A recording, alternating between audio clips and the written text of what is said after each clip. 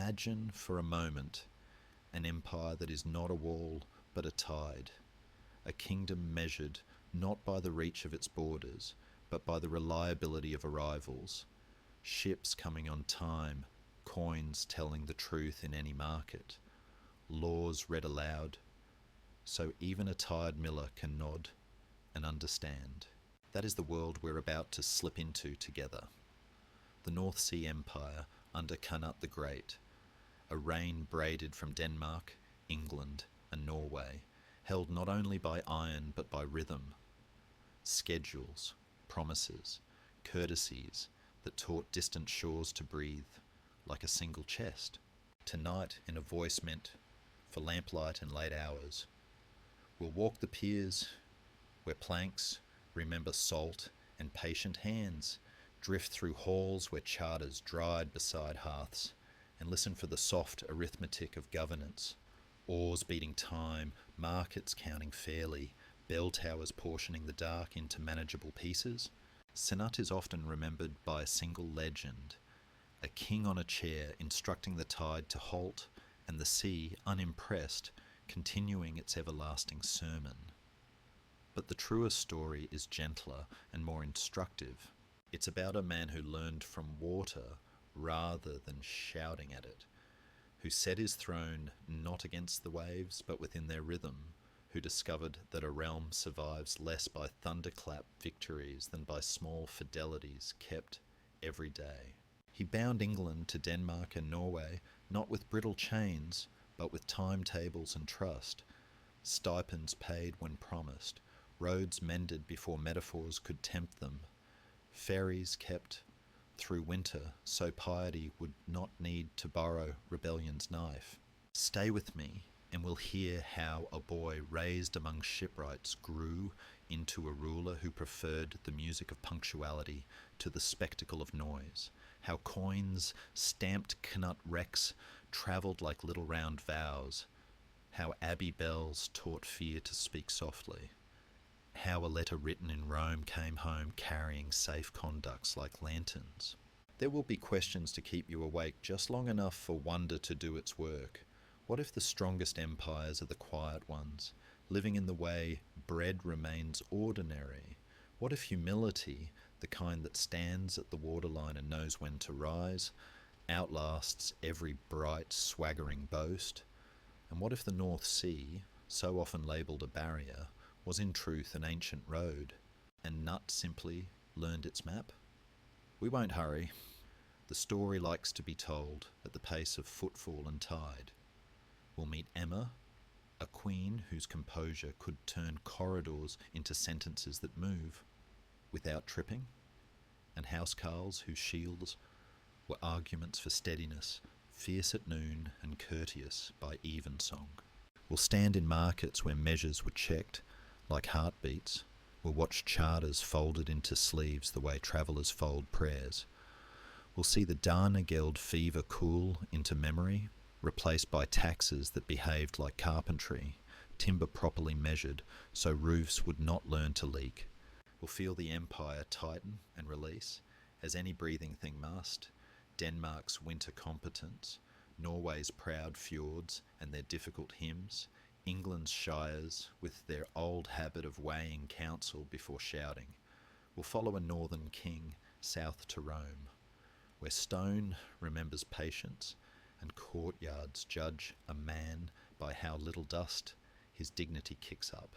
He'll kneel there, not as theatre, but as policy with a heartbeat, and bring back a promise that traders may walk without extortion and pilgrims without bruised purses. Does that sound small? Perhaps. And yet, how many crowns have lasted only as long as their banners were interesting? Cnut's craft was quieter. Make justice ordinary. Teach a country to prefer straight beams and honest weights. Let mercy become a schedule. 1,000 modest agreements added together until they make a realm that feels like a good room. And yes, there will be weather, storms of succession, fires of conscience, myths that cast long shadows across clean ledges.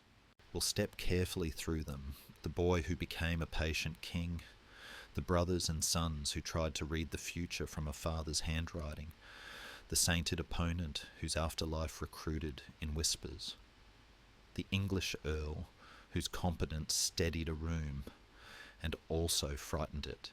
We will let the record disagree with itself where it must, about oaths and chairs and tides, because honest stories make space for the places the ink did not see. But in the end, we will return to the waterline, where truth keeps repeating itself until repetition becomes a mercy. Endurance prefers small fidelities, a straight beam, an honest coin, a ferry that runs in January. A law read aloud in a voice that neither trembles nor brags. Stay a little while. Listen to the masts speaking to one another in their soft wooden clicks, the gulls riding white, unrhymed lines across the dusk, a customs bell counting the air into fifths.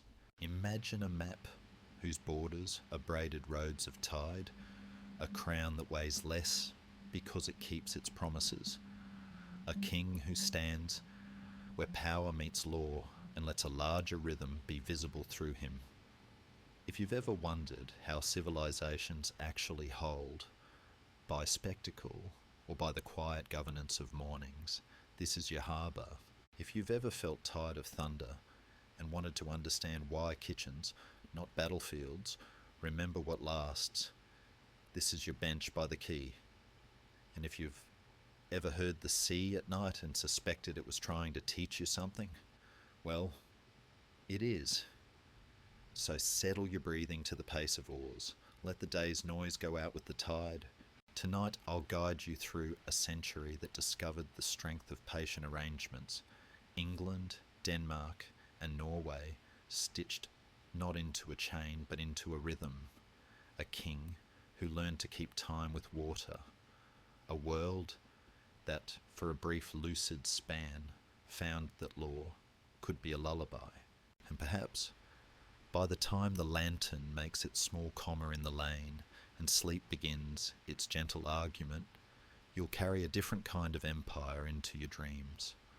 One where bridges are checked before metaphors, where a coin never lies, even when rumour begs it to, and where the sea keeps watch, whispering the old lesson to any ruler, any listener, any night that needs calming.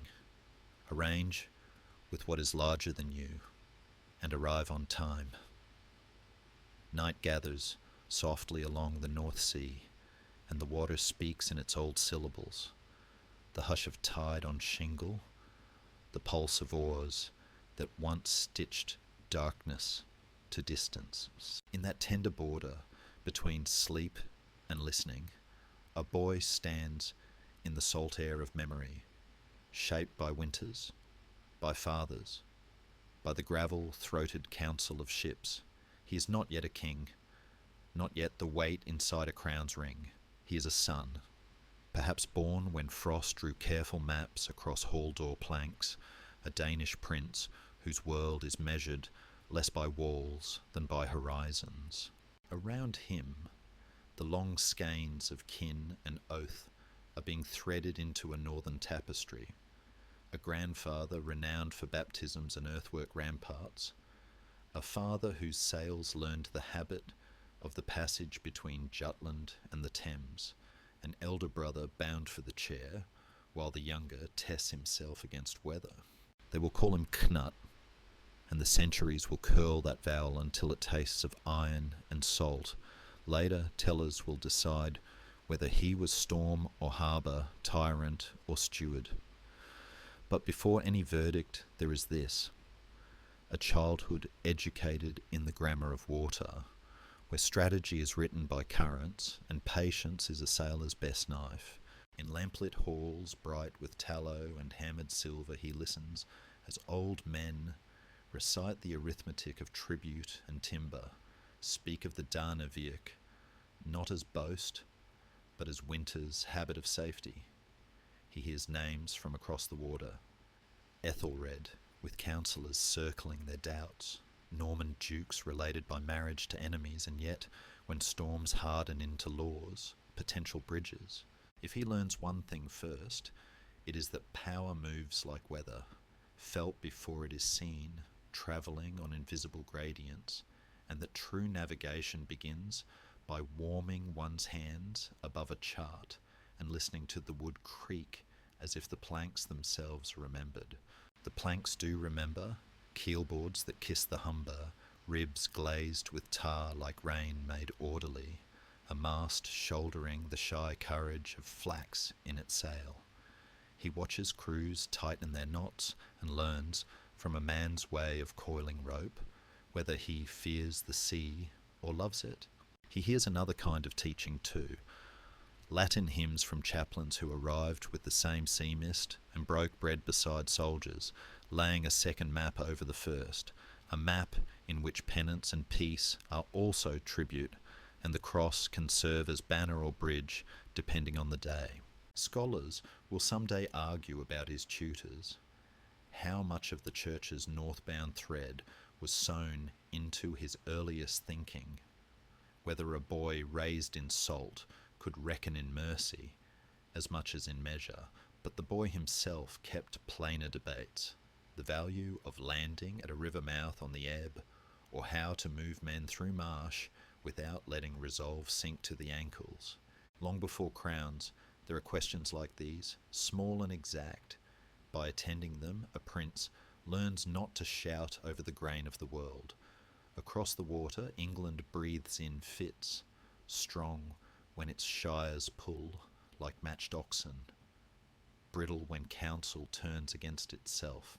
His father will test that brittleness with winter campaigns and with a lesson about time, that it is kinder to besiege a kingdom's calendar than its gates, to arrive when the fields are bare and hearts less certain. In this schooling of patience, the boy reads something like scripture. Dominion is not merely taken, it is timed, and yet nothing is certain. Even triumph can be a bridge to a cliff. He learns this when the crown won in one swift, icy season becomes a question in the next.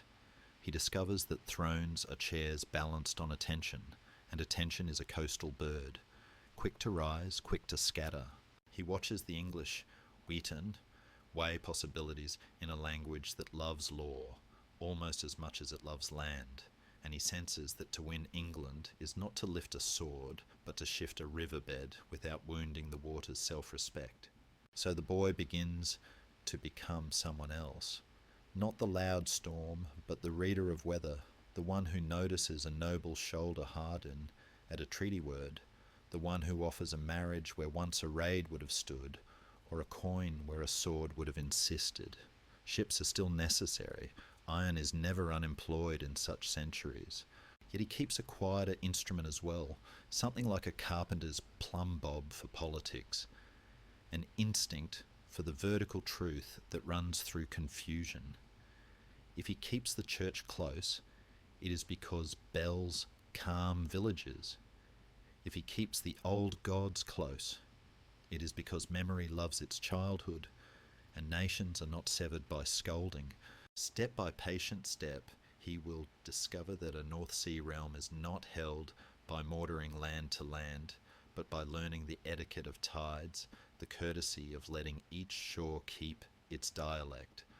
On some winter night, he might stand on a pebble strand and let the dark smell of kelp become counsel. What does the water say? That rhythm outlasts force, that kings who outshout the sea are remembered as cautionary verses, while kings who listen are remembered in coinage and law. It says the North Sea is not a barrier, but a braided road, and whoever understands its braids can braid people too. Danes with Englishmen, Norwegians with islanders from coasts where the wind trills in stone. In the lamplight of those halls, where harpstrings mark the hour, he learns to value scribes who measure time, and chests that keep the summer language of treaties safe through winter. He comes to see that conquest is a beginning that behaves like a question, and the answer must be repeated in every shire, at every market cross, in every shipyard where oak learns its future name. And so the boy, neither saint nor wolf not yet, carries forward a double habit, listening to water and listening to men. One day, they will tell a story of him commanding the tide to halt, a parable of humility, whose witnesses scholars will dispute. Perhaps the truer parable is earlier and simpler. He learned from the sea not to command, but to coordinate, not to set himself against the world, but to move with its built-in tensions and draw from them a little music. Tonight, in the slow corridor where sleep approaches, that music can already be heard, a low, patient harmony between shores. And beyond the dunes, where the moon lays a careful path across dark water, the faint outline of an as-yet unnamed realm waits, ready to be stitched together by ships and vows and the whispering seamstress of the tide. The winter that ferried his father across the grey lanes of the North Sea ended, not in thunder but in a quiet slackening, as if some knot along the rope of events had slipped beneath a wet finger. A king who had seemed as sure as a mooring was suddenly gone, breath departing from a chest that had measured the world in all lengths. And men who knew how to lash shields to gunwales found their hands abruptly empty, their bravado tasting faintly of ash. News moves strangely over water, swift as a gull's thought until it reaches a village gate and stumbles. And by the time the tidings warmed every hearth, they had already called up the old pragmatic refrain. What now? He felt it before he fully understood it, the charged hush in which power redraws its map. In the wake of a father's passing, promises must be reknotted, loyalties reheated, iron tested for truth. There is a brother to reckon with, halls to soothe, a homeland that exacts a tax upon absence. Across the narrow sea, England exhaled, the way a house does after a storm, checking beams, counting candles, persuading itself it had always been sturdy. A prince learns quickly that grief has its choreography, the public rites, the measured ales, the careful songs, and the private arithmetic, quieter and more convincing. How many ships remain seaworthy? Which jar holds the real silver? Whose smile is true in lamplight, and whose hardens when the door is shut? He stood inside that arithmetic, and, without trumpet or standard, began setting the columns in order. Conquest, he understood, is never a single event. It is a tide with many pulses, most of them almost invisible. The first pulse is often retreat, the wisdom to turn the prow homeward, to see that a quick crown can ripen into a costly winter. So he returned to shores where the wind knew his name, tending the fires he would later need, mending the nets that future seasons would draw tight. The chronicles, when they speak of these months, prefer the louder verbs: march, besiege, compel. But the softer verbs tell more. Listen, weigh, remember. He learned who, among islands and peninsulas, would lend timber without questions, who would swear an oath that stayed sworn after 3 cups and a change of weather, which churchman could tell a raider seeking pardon from a ruler planning peace.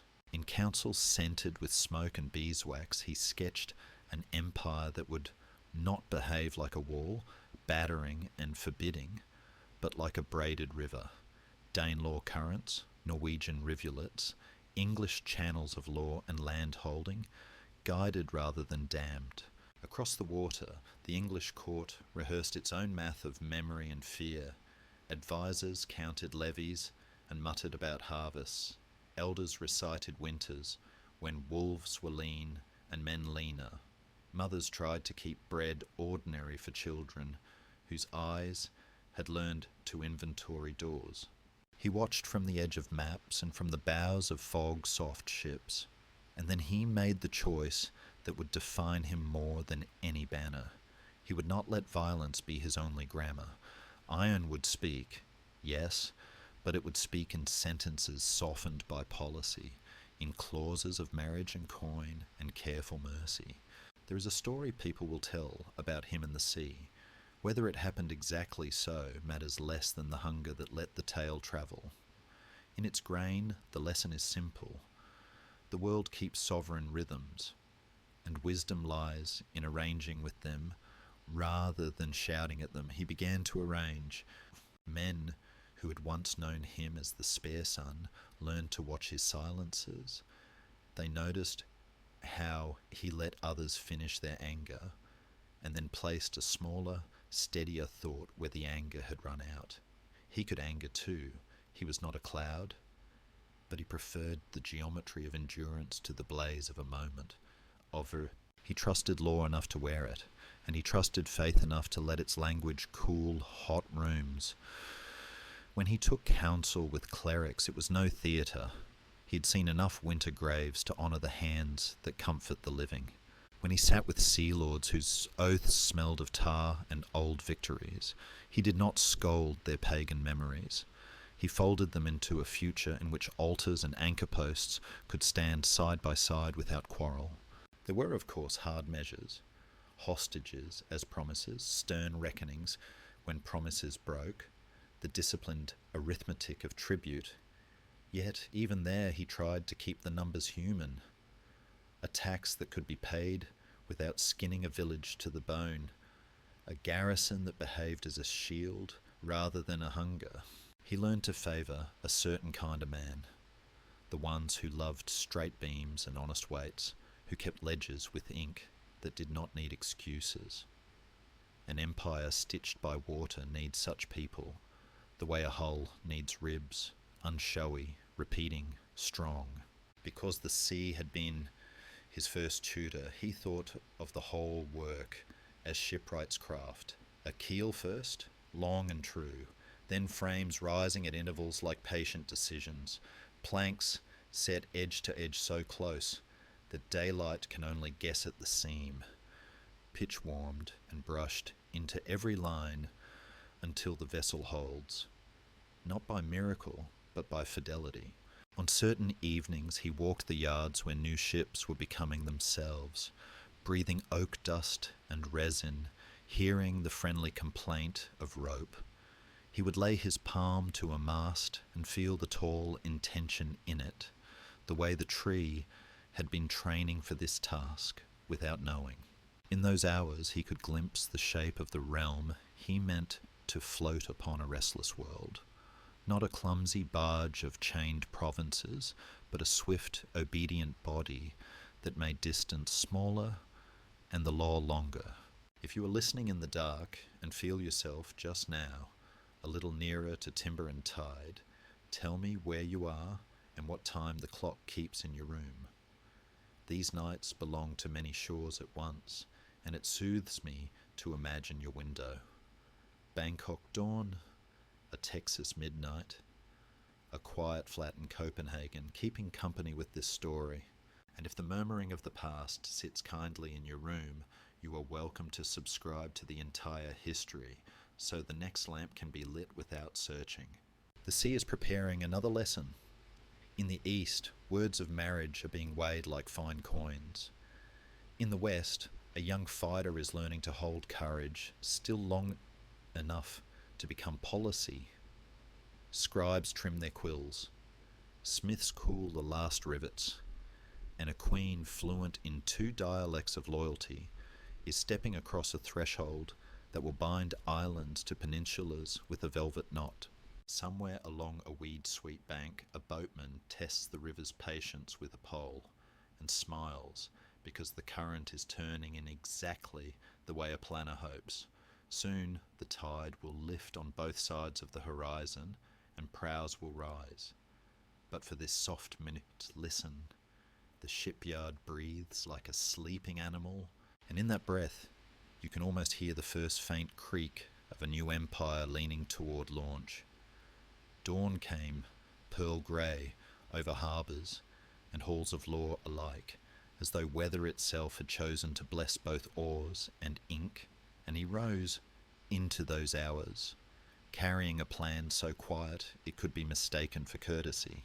Across the channel, in rooms kept under the tidy hush of Norman banners, there lived a woman whose name moved like a hinge between worlds. Emma, once a queen by marriage, now potentially a bridge by another. He had learned, with the patience of one who reads tides rather than shouts at them, that a realm is steadied not only by spears, but by sentences, and that the most enduring sentences are spoken on thresholds where two households agree to imagine themselves as one. Some would say his glance toward Normandy began with commerce, the long chain of ports where silver learns to travel without losing its temper. Others would argue he was answering England's habit of seeking allies west and south whenever the north grew stern. Scholars will go on debating motives and their order, whether his earlier tie to Elf-Gifu of Northampton was a youthful thread never meant to hold a crown, or a deliberate weaving of Danelaw loyalties into larger cloth. But on those mornings, when he chose his steps, he did not argue. He weighed. He studied how Emma's kinship might pivot English anxiety toward assurance, how her very presence could make churches kneel without flinching, and barons incline their heads, as if they themselves had invented the treaty laid before them. He began to place marriage where a raid would once have stood, to let ceremony accomplish what a season's campaigning might only bruise, and the coast seemed to listen, approving in its watery way. England meanwhile moved, like a great creature learning where its bruise lay, levies recalled, earls conferring beneath rafters seasoned by older storms, a young fighter named Edmund, whose stubbornness shone with the bright edge of necessity. The tale of that year, its crossings and palisades, its winter roads and bread, measured by cautious hands, has often been told with the loud verbs of battle.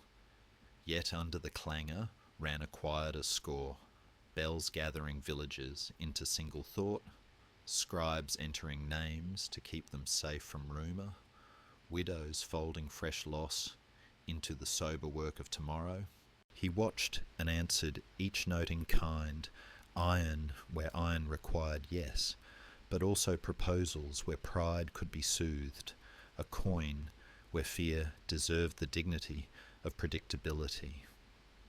In the thickets of that campaign, where rivers keep favourites and marshes reserve their counsel, he learned to let terrain be a partner. Assaults moved with weather's breath, bridges were guarded as if they were elders, supply was treated like theology, because an army's stomach believes more purely than any herald.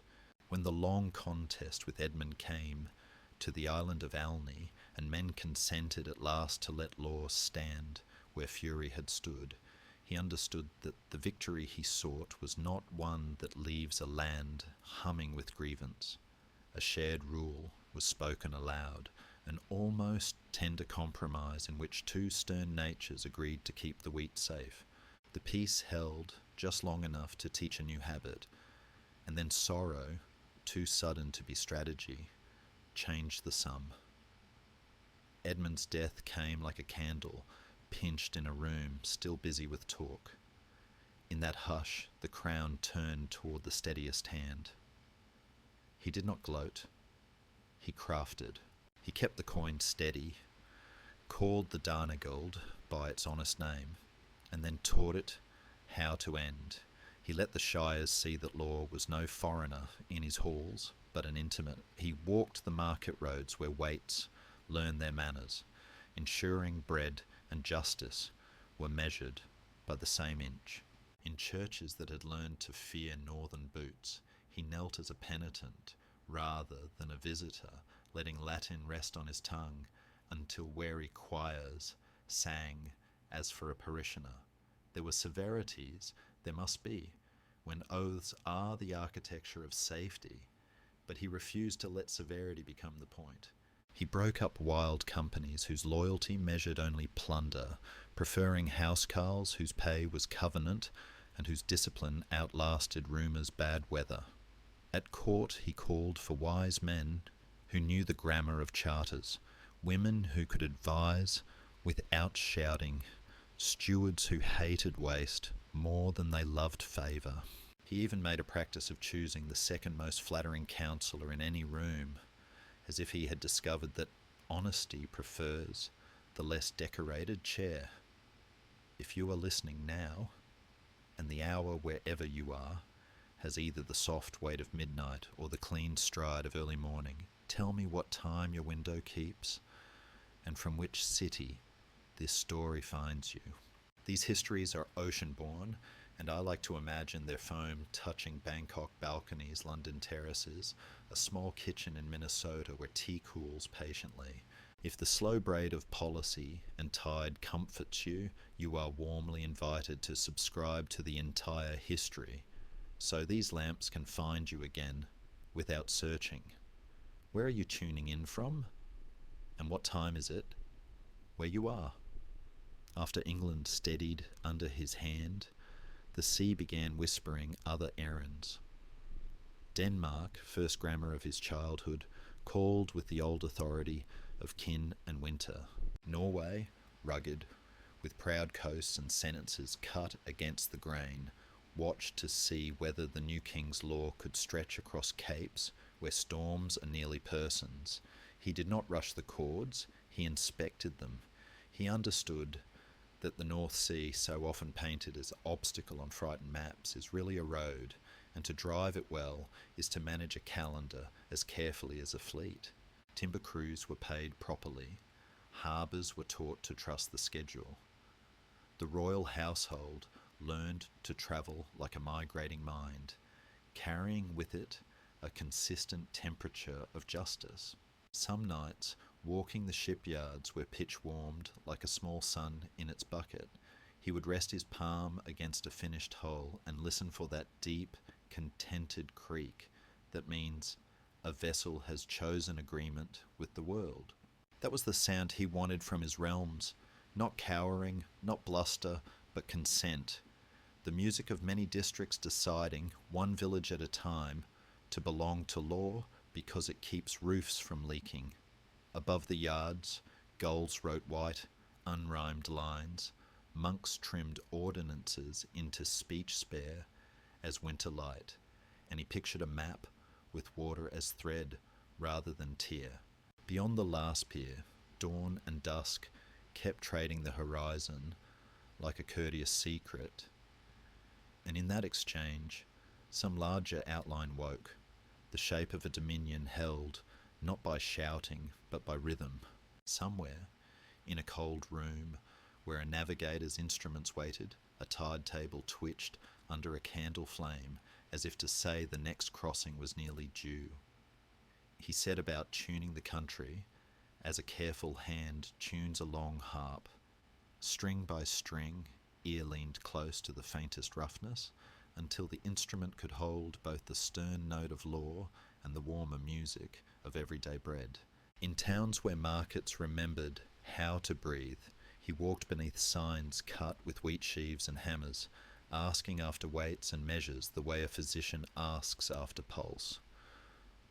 Coins bearing his name moved outward like small round pledges.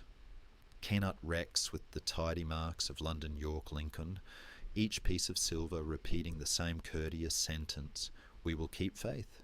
He loved such repetitions, the kind that coax a people to stand straighter at a stall, to argue in daylight rather than in ditches. Earldoms found their outlines as if clay recalled the potter's fingers. Thens set to wider circuits, sheriffs learning the sober algebra of shire and hundred, and Godwin rising with that particular alloy of nerve and competence that makes a realm both efficient and a little alert. He preferred men who understood timber and ledgers. Such men sleep well, and nations borrow their sleep from those who do their sums without theatre. In churches he let Latin fall like snow, light and even, until choir and village shared the same quiet. He did not erase the old. He shepherded it, reminding priests that baptisms and boundary stones both govern water. He reined in the wild companies that had served winter yet would embarrass spring, replacing them with housecarls on covenant pay, men fierce at noon and courteous by even song.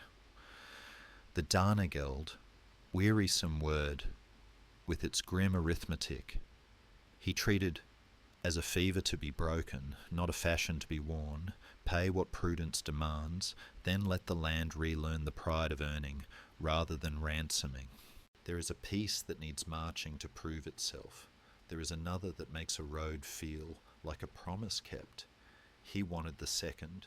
Follow him then, quietly without drum flattery, and you would see him pause at fords where bridges are dreaming themselves mature, speak softly at monastery doors, where a careful prior measures, ink by the winter, bend over maps, where rivers look like loose braids waiting for a patient hand. He favoured charters that made dignity portable, rights a traveller could fold in a sleeve and open, with confidence 3 towns later. He favoured widows' claims that kept cottages from sliding into silence. He favoured a mercy that does not advertise itself, because mercy that boasts behaves too much like conquest with better grammar. Even his severities, when they arrived, were carpentered to fit the offence, as if he trusted justice most when it wore a tailored coat. All the while the sea, still his strictest tutor, murmured fresh lessons. Denmark called not as a foreign ambition, but as a family letter written in winter ink. The crown there, loosened by death and the sums of neighbours, tilted toward the hand likeliest to steady it. He looked across those water lanes and saw not distance, but a corridor already trimmed by his habits, harbours that recognised his schedules, shipyards tuned to his patience, crews who could read his silence as if it were a chart.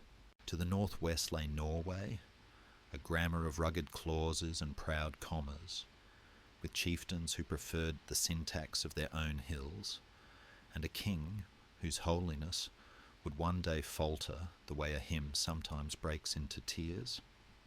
He hurried neither matter. He widened the circle of trustworthy coin. He let housecarls learn the names of fjord winds. He composed slowly a way of governing that could travel without feeling foreign to the places it visited. Behind him, in England, Emma stood at the seam of households and made grace look like policy. Beside him, stewards revised rosters until an army could move like a law being read aloud. If you're listening, with a cup cooling by your elbow, tell me what hour your window keeps. Are you in Saigon, where morning leans against the glass? In Reykjavik, where the dark keeps its longer promises? Or in a quiet Ohio kitchen, where the refrigerator hums like an old friend? These stories float best when they know their harbours. And if this slow braid of sea and statute rests kindly in your room, you're warmly invited to subscribe to the entire history, so that each new candle finds you without wandering. In the months that followed, messages crossed water like stitched birds, oaths promised in one tongue, confirmed in another, envoys smelling of brine and wax, gifts whose meanings outlived their ornament. Denmark settled first, no trumpet, only that deep, contented creak a ship gives when it agrees with its keel. He went as a son and returned as a keeper, binding winter to law with the patient ribbon of revenue counted clean. Then he faced Norway, where cliffs watch back and fjords keep longhouse secrets. He did not presume to shout a crown into place. He sent trust ahead, trust carried by stipends that arrived on time, by justice that treated the stranger like a neighbour with a different horizon, by a navy able to appear without behaving like a threat. Some nights, before any standard rose on a headland, he stood at a northern quay and listened to the masts talk among themselves, ropes clicking like teeth in cold air. The harbour breathed, the city breathed, the tide rehearsed its long vowel. In the outline of a greater thing, a realm with water for ligament and courtesy for muscle, stood up from the dusk with unhurried confidence, as though the coast itself had chosen to wear a crown. Far off, under auroras that move like thoughts changing their minds, a king sharpened his courage, and a council tested its loyalties. Ships were tarred, laws were copied. Lanterns drew small warm circles on planks that had once been forest. Soon, very soon, the braided road of the North Sea would carry more than news. It would carry consent, and in that consent, the Empire would begin to speak in a voice the weather could respect. The road that water makes carried him north at last, past skerries like half-formed ideas, and cliffs so devout in their silence, even the gulls lowered their voices. He went not as a marauder, but as a patient arranger of loyalties, trailing behind him a new habit of punctual pay and charters slim enough to fold into a sleeve. In Norway, the sentences ran rockier, chieftains whose names fit their hills, long houses where smoke taught rafters how to keep memory. But he had long since learned that terrain is a partner, not a stage. He sent trust in advance, shaped like Håkon Eiríksson and other men who could translate his rhythm into local grammar, and he let silver do modestly what iron once demanded loudly. He studied the young, ardent king, whose holiness held every rule like a candle that must not drip, and he understood that such zeal is a kind of weather, pure, bracing, impatient with whatever looks like compromise. So he answered, zeal with calendars, donatives on schedule, markets watched, sea lanes kept polite. Oaths were not wrenched from men, but invited to land like tired birds on a safe rail. When the fleet came, it did not crash like a fist. It arrived with the courtesy of a plan. Pennants neat, tackles whispering, hulls trimmed for the work. Along fjords that learned his timetable, chiefs discovered that predictability is a virtue you can feed your children with, and in that discovery their hands opened toward a different standard. The ardent king felt it like frost nibbling the edges of a strong leaf. He retreated, not from courage, but from arithmetic, and the day came when mast after mast wrote his departure across the water, while headlands watched with a respect that did not always agree with affection. Exile is a stern tutor, stern. He would learn from it and try again, as such men do. For now the coast acknowledged a new keeper, and winter churches kept their bells content. In England, the instrument he had tuned held pitch, earls riding their rounds with a competence that made gossip yawn, housecarls whose shields were arguments for lunch pails as much as for war, coin leaving the mints like steady snowfall, each flake its own small vow. The old fever of Danegeld cooled and slipped into memory. Sheriffs spelled the new arithmetic so openly that even those who disliked sums could see the fairness in the answer. He widened ports like lungs and taught customs houses to greet not only ships but also tomorrow. He found in himself a fondness for administrators whose handwriting looked as though someone had combed the sea, neat, rhythmic, dependable, and he kept such people near, knowing that a realm joined by water needs clerks who are a little tidal themselves. Yet for all this neatness the country never grew brittle.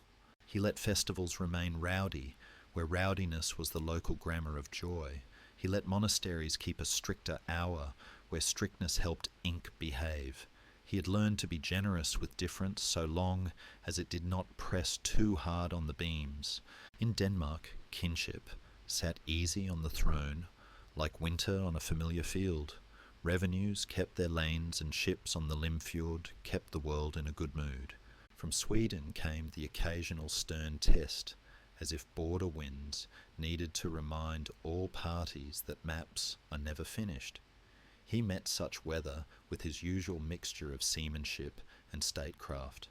One day, a naval line shaped like a prayer; another day, a talk under a low roof, where bread was divided carefully enough to teach trust a new word. There was a battle in the east, Helgar, whose tales would later disagree like fishermen comparing distances, and in its wake the coast seemed to grant that his hand could hold the compass steady even when the needle quivered. He did not smear victory with boasting. He laid it like a plank and built the next day on it. And then, lest rule shrink a man into mere accounts, he faced south, not to conquer but to attend. Rome called with bells layered by centuries, and the roads that led there were lined with histories even his sea had not taught him.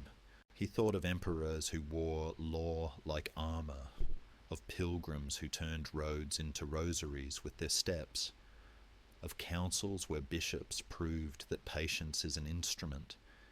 He would go as penitent and neighbour within Christendom, carrying letters, hopes, and the comfortable rumour that he preferred peace when peace had the courtesy to be strong. The thought pleased him, to be seen kneeling far from his own halls, to make visible a doctrine he already practised. That authority is most itself when it consents to be measured. If you're awake with me in these soft hours, tell me where your window looks.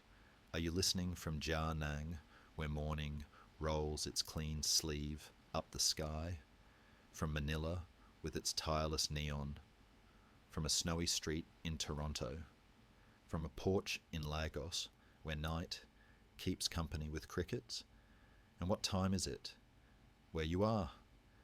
The sea ties us in the old way, and if the hush of this journey feels like good company, you're warmly invited to subscribe to the entire history, so each night the story can find you gently without knocking. Ahead, a pilgrimage waits, with its own arithmetic of humility and prestige, a northern king on southern stones, bartering not with swords but with gestures, drafting a letter that reads like weather made into policy. Lanterns are being trimmed for the road. A horse stamps in patient rhythm. Somewhere beyond the Alps, a bell divides the air into quarters, and on his table the moon-silvered map seems to lean south, as if listening. He went south along roads with the patience of centuries, ways that hold footsteps for a breath, then pass them gently to the next stone, and as the North Sea's breath fell behind him, another music took the measure of his days. Bell metal chiming the hours, mule tack keeping time, the steady murmuring river of pilgrims.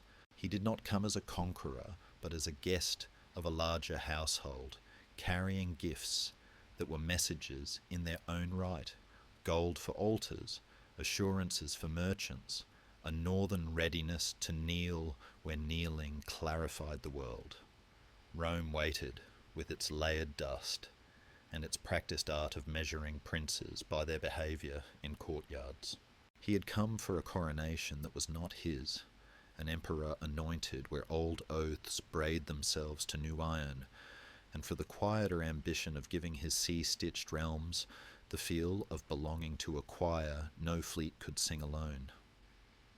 When the day arrived, fragrant with incense and paced by procession, he stood among prelates and princes and let humility be something he wore on purpose. It suited him. He knew that authority does not startle when asked to become small. It remembers that smallness is one of its better tools. In rooms where frescoes taught patience and couriers shuffled news like cards, he bargained in the grammar he trusted most, plainly and with a craftsman's exactness, safe passage for traders who carry the North's quiet arithmetic under their cloaks. Tolls fixed so that every small gatekeeper could not reinvent greed, protection for pilgrims whose courage functions like coin, letters for bishops that even hurried officers would not dare to open. It was a statesman's shopping list, unromantic and thorough, and it was granted more steadily than theatre would predict. He left behind him agreements as tidy as stepping stones, that Danes and English might walk toward holy places without being turned into money, that ships nosing into foreign quays would be met by custom rather than extortion, that the correspondence of his churchmen would travel like light under a door, seen but not seized.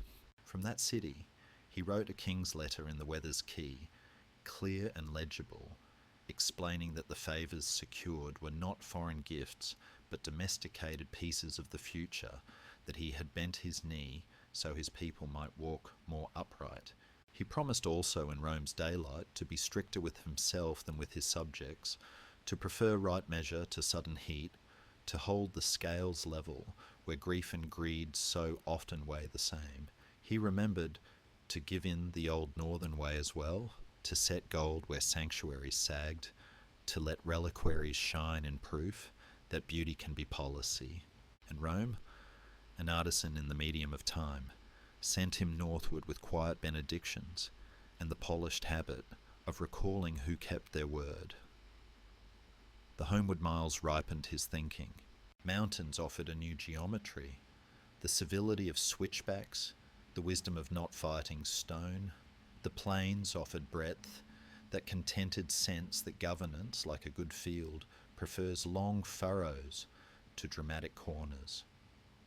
When salt re-entered the air and gulls returned to riding their white cursive over water, he stepped back into his native music with a cleaner ear.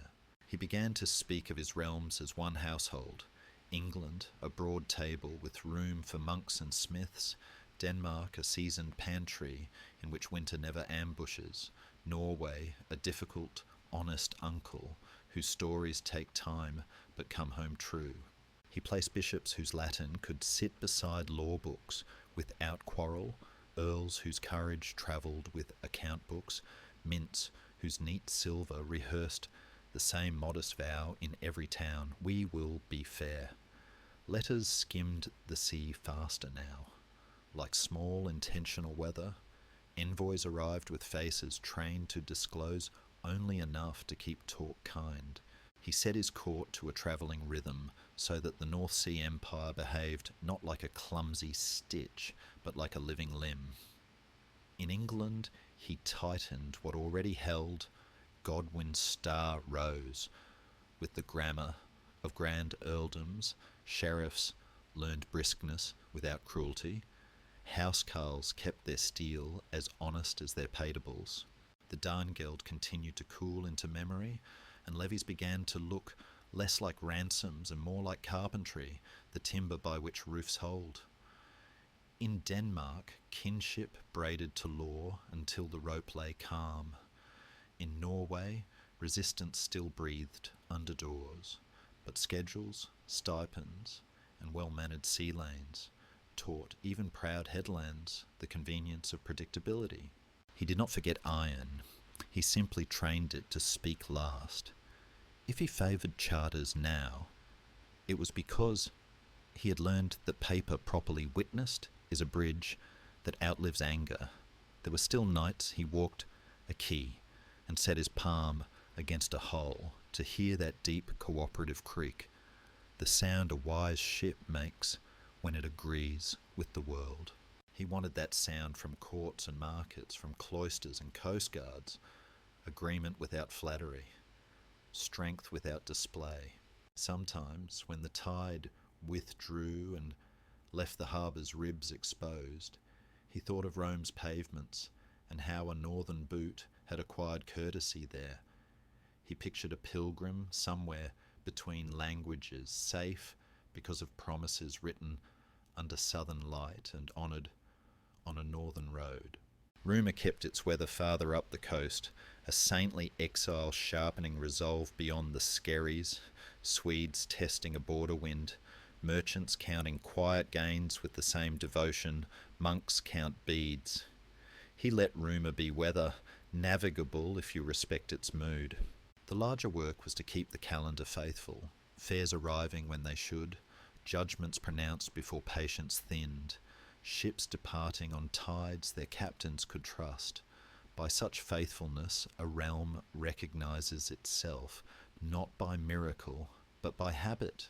As autumn leaned over the water and made every plank smell of resin and rain, he looked from a headland and saw not a scatter of provinces, but a single tide taking breath. Somewhere beyond the blue edge, one prince was growing into his namesake, while another, quicker, sharper, was already counting advantages with a smile like a knife sheathed in velvet. Succession is a quieter war that begins in cradles.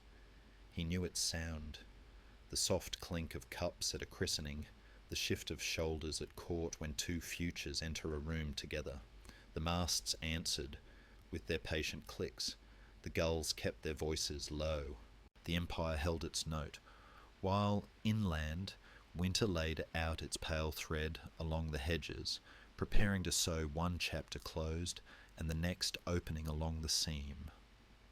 By the time his dominion felt like a single breath drawn across many shores, the days themselves learned a reassuring choreography, and from the way a morning opened, one could tell what kind of king would walk through it. He began with small fidelities. A steward arrived bearing a tablet of accounts faintly smudged by wax and winter. He counted without hurry, grain in, silver out, arrears that could be forgiven without teaching negligence. Arrears that needed a firmer hand so roofs would not learn to leak from laziness. Then a clerk with the neatest Latin read petitions, a miller whose water rights quarrelled with a neighbour's fence, a widow whose cottage needed the law to remember a husband's name, a prior asking for fixed tolls so pilgrims might carry prayer without carrying bruises in their purse. He liked such matters because they were the timber of rule, and he had learned long ago that a ship stays afloat not on reputation but on planks so closely met that daylight must take the long way round. After these household justices, the room tilted toward larger weather. Earls entered with maps in their shoulders, Godwin with the quick competence of a man who keeps two futures in his pocket, Leofric with a steadiness that could carry a winter, Syward from the north where the wind writes in a heavier script. They spoke of levy circuits and the temper of shires, of men who would answer the horn gladly if the horn was sounded for a purpose, and not merely for the stale habit of pride. He had trained them to speak like that, to tie courage to calendars, to let bravery arrive on time rather than as a rush of anecdotes. Letters came, their seals intact, edges scented with other climates, a bishop writing from a coast where monks fish as seriously as they copy, another from Rome, reminding him as if he needed the reminder that mercy may be policy, a captain from the Skagerrak, praising the new buoys that kept an honest lane even when the moon forgot its duty. In a different stack lay the correspondence that carried the low thunder of family, Emma's careful, polished hand placing a phrase exactly where a room might discover patience. Reports out of Norway, with the breathless cadence of hills editing every message. Elfgifu's son Svein, ably presented, chiefs alternately cordial and watchful, market towns learning punctuality like a new song. He kept these letters together, not because they said the same thing, but because they sang in counterpoint the tune his reign had chosen, balance.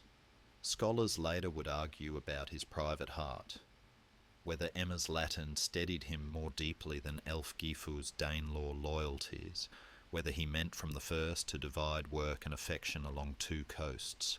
He would have smiled at their debates and set another plank, for in the afternoon he turned to coins, and coins tell truths gossip cannot choreograph. He ensured the weight was honest, the image firm, the mint names, London, York, Lincoln, Winchester, going about their business with the quiet cheerfulness of reliable men in winter. He loved how a coin could travel from a Norse key to an English fair and still mean the same promise, how silver could make strangers behave like neighbours for the length of a purchase. Law took its turn as well. He preferred charters that wore justice plainly, so even a farmer who read with his finger might feel the gist, that oath-breaking bends the beam, that sanctuary means something even when tempers do not, that the king's peace is not a rumour, but a room where quarrels must remove their boots.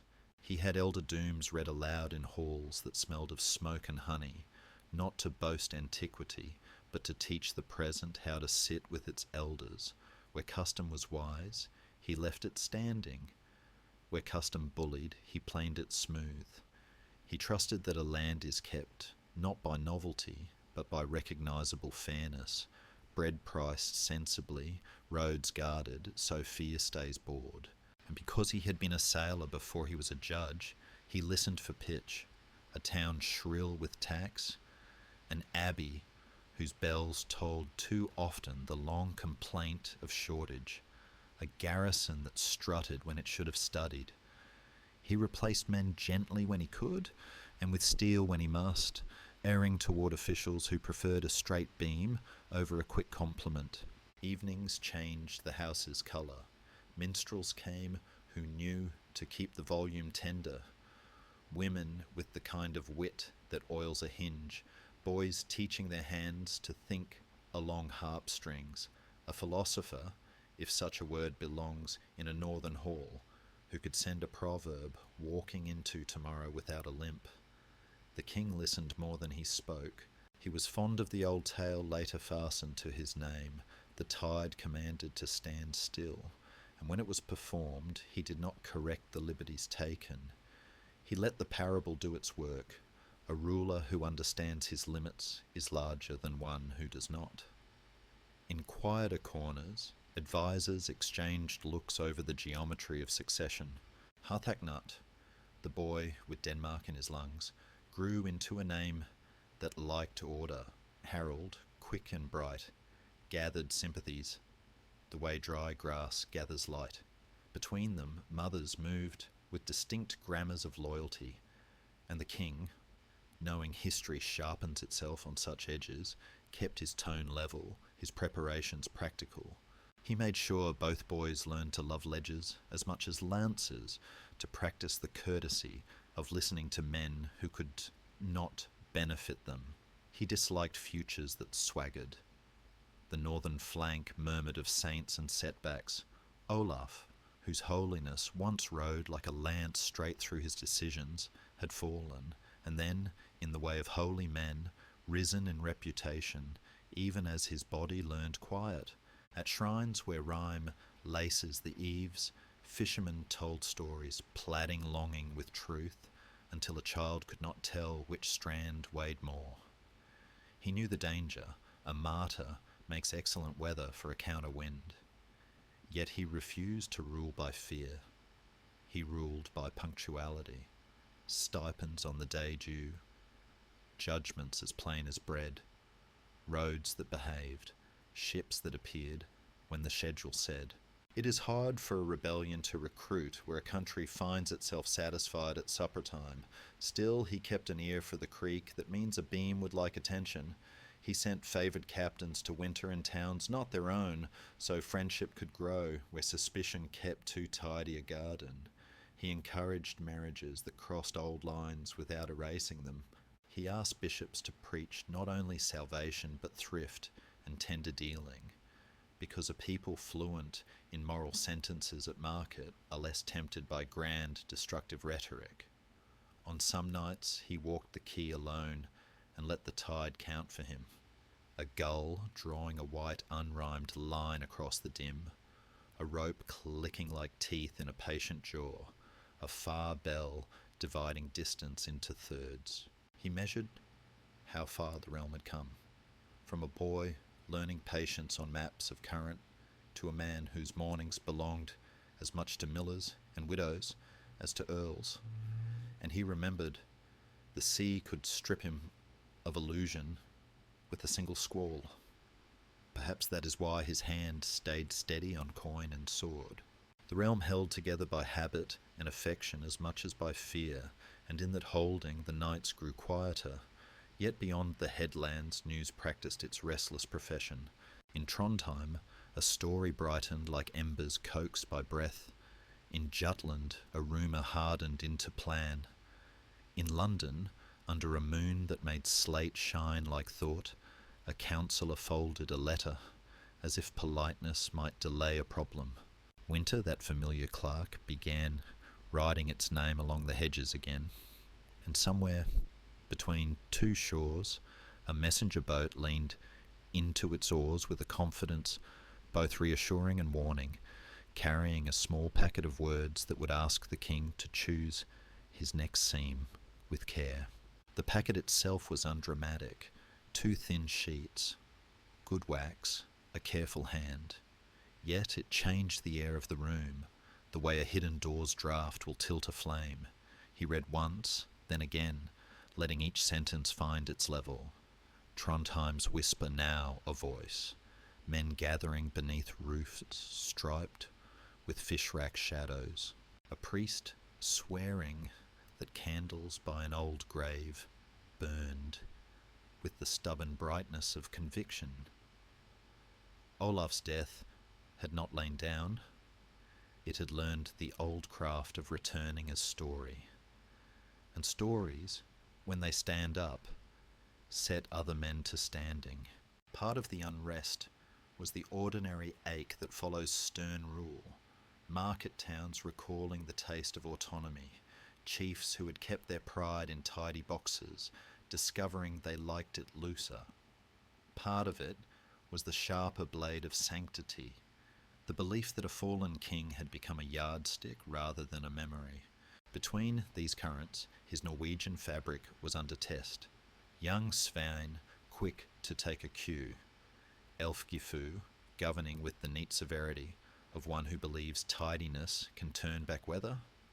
Their ledgers were clean, stipends punctual, judgments correct to the point of frost, and yet the hills did not feel warmed by correctness.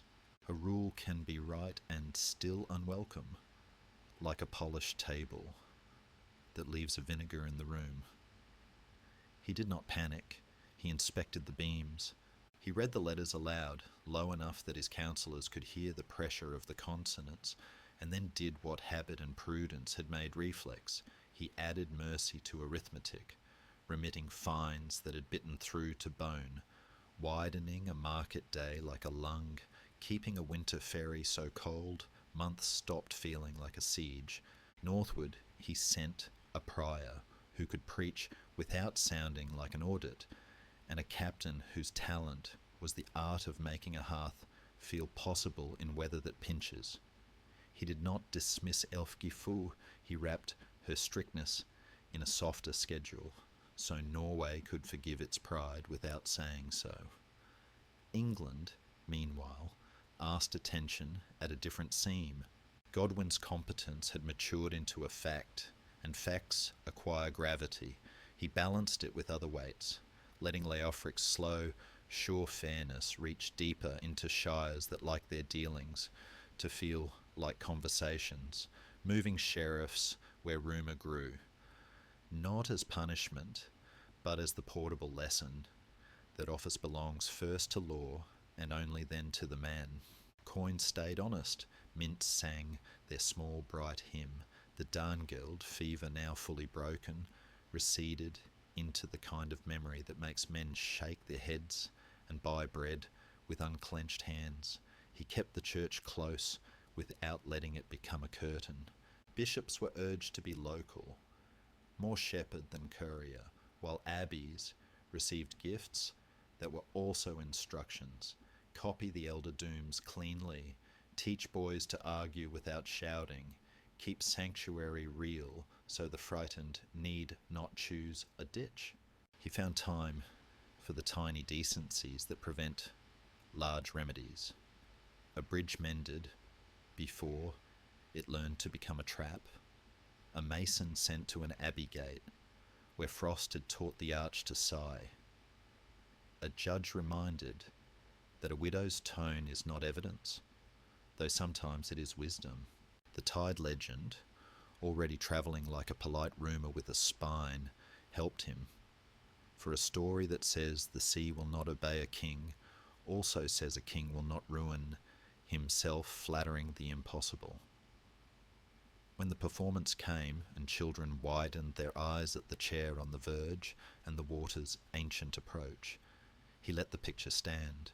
In private, he practiced a less theatrical version, timetables rearranged when weather kept its own counsel, delay treated as wisdom's shape, a quick victory traded for a habit that would hold. He tightened the court's travel into a rhythm a craftsman could set his day by, and took quiet pleasure in the moment a key recognised a fleet, not by banners, but by rope smell and the kindness of its landfall. Letters crossed like purposeful birds. From Denmark came comfort, revenues behaving, a winter hushed by competence. From Norway, a shiver, pilgrimages blooming where policy had wanted rows. A smith selling more nails because men were repairing boats for journeys not entirely about trade. He knew the signs. Faith is an oar as well as a lamp. He altered his answers by a degree the impatient would miss, letting a festival keep its unruly hymn, cutting a fine in half and insisting it be paid in full, licensing a new shrine under the bishop's calm eye, so holiness would have a chair that was not a rebellion's table. Increasingly he thought in images of maintenance rather than conquest. A realm is a roof. It stays true by errands, ladders, a small bag of patience, pitch warmed carefully, a plank replaced before it learns to tell the story of neglect.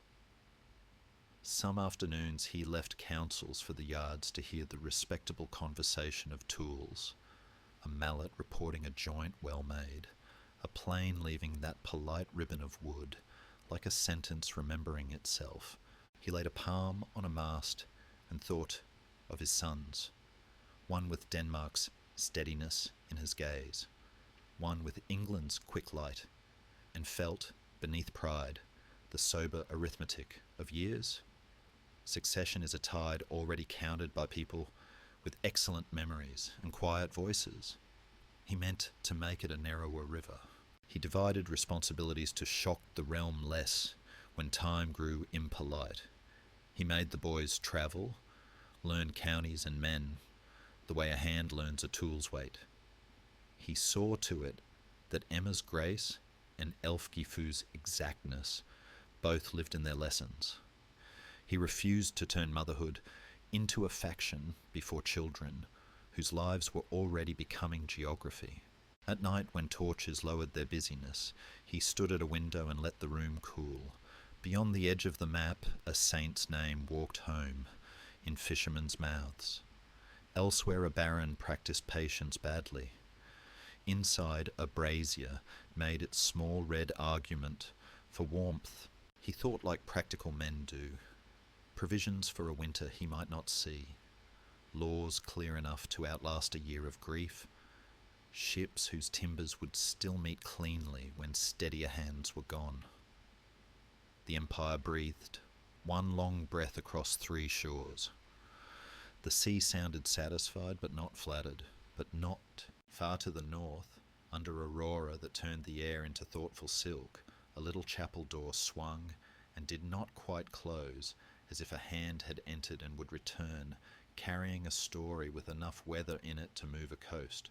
Word arrived like weather from 3 directions at once, out of the fjords, where saints seemed to be relearning the habit of returning, along the Sound, where merchants discussed tolls with the unruffled satisfaction of men whose sums had stopped surprising them, and from London, where the air around certain chairs had grown subtly careful, as if upholstery itself could study politics.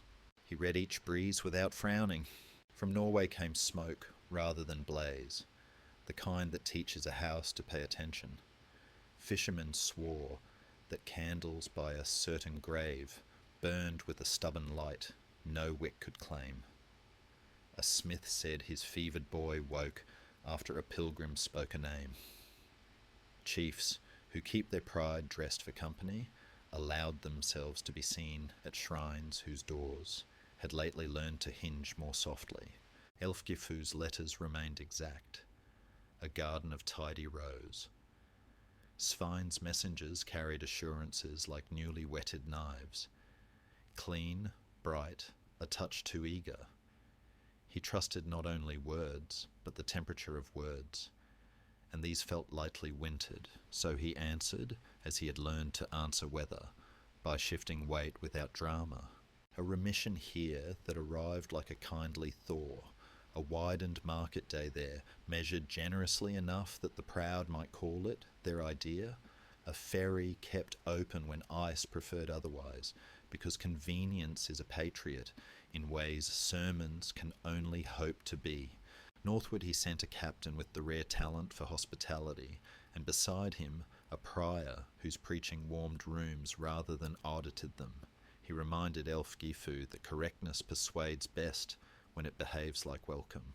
From Denmark came reassurance that kin and coin were keeping one another in good humour, revenues ran their lanes, winter's discipline held with comfortable snugness, Cnut talloning like a straight beam beneath a patient roof, put his hand to account books as steadily as to the ash pole in the yard. The boy did not glitter. He balanced, more valuable to a house than brilliance that knocks into thresholds. The king wrote a short note, the sort a carpenter sends an apprentice who has learned to listen to wood. I am pleased by the quietness of your sums. Keep your heat for places where it will warm, not scorch. London's breeze proved subtler. Godwin's competence had ripened into that undeniable fruit people name as if they planted the tree. Harold, the younger son in England, smiled quickly and landed his smiles where they were needed, the sort of grace that makes men believe hard things can be done in a reasonable mood. The mothers moved with distinct grammars, Emma's Latin composure arranging rooms like a good sentence. Ælfgifu's northern briskness felt at distance through agents and favours, and he let both grammars be heard. He preferred a chorus to a monotone. Still, he gathered the tutors and spoke in the untheatrical sternness he reserved for plumb lines and tax ledgers.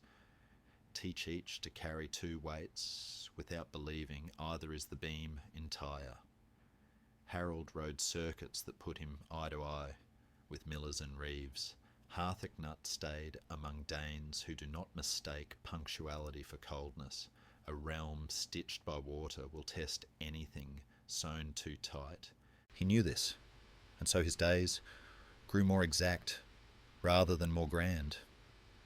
The mints kept their soft, bright hymn, each coin a small round courtesy travelling from a Lincoln stall to a Ribe quay without forgetting its promise. Charters were read in halls of smoke and wax, elder dooms old enough to deserve respect, new clauses that made sanctuaries mean something to hands that knew tools. He checked bridges before they turned themselves into metaphors of neglect. He praised sheriffs whose ink did not wander. He replaced without clamour any man who treated office like a private tide. In the margins of such duties he indulged a long habit from shipyards.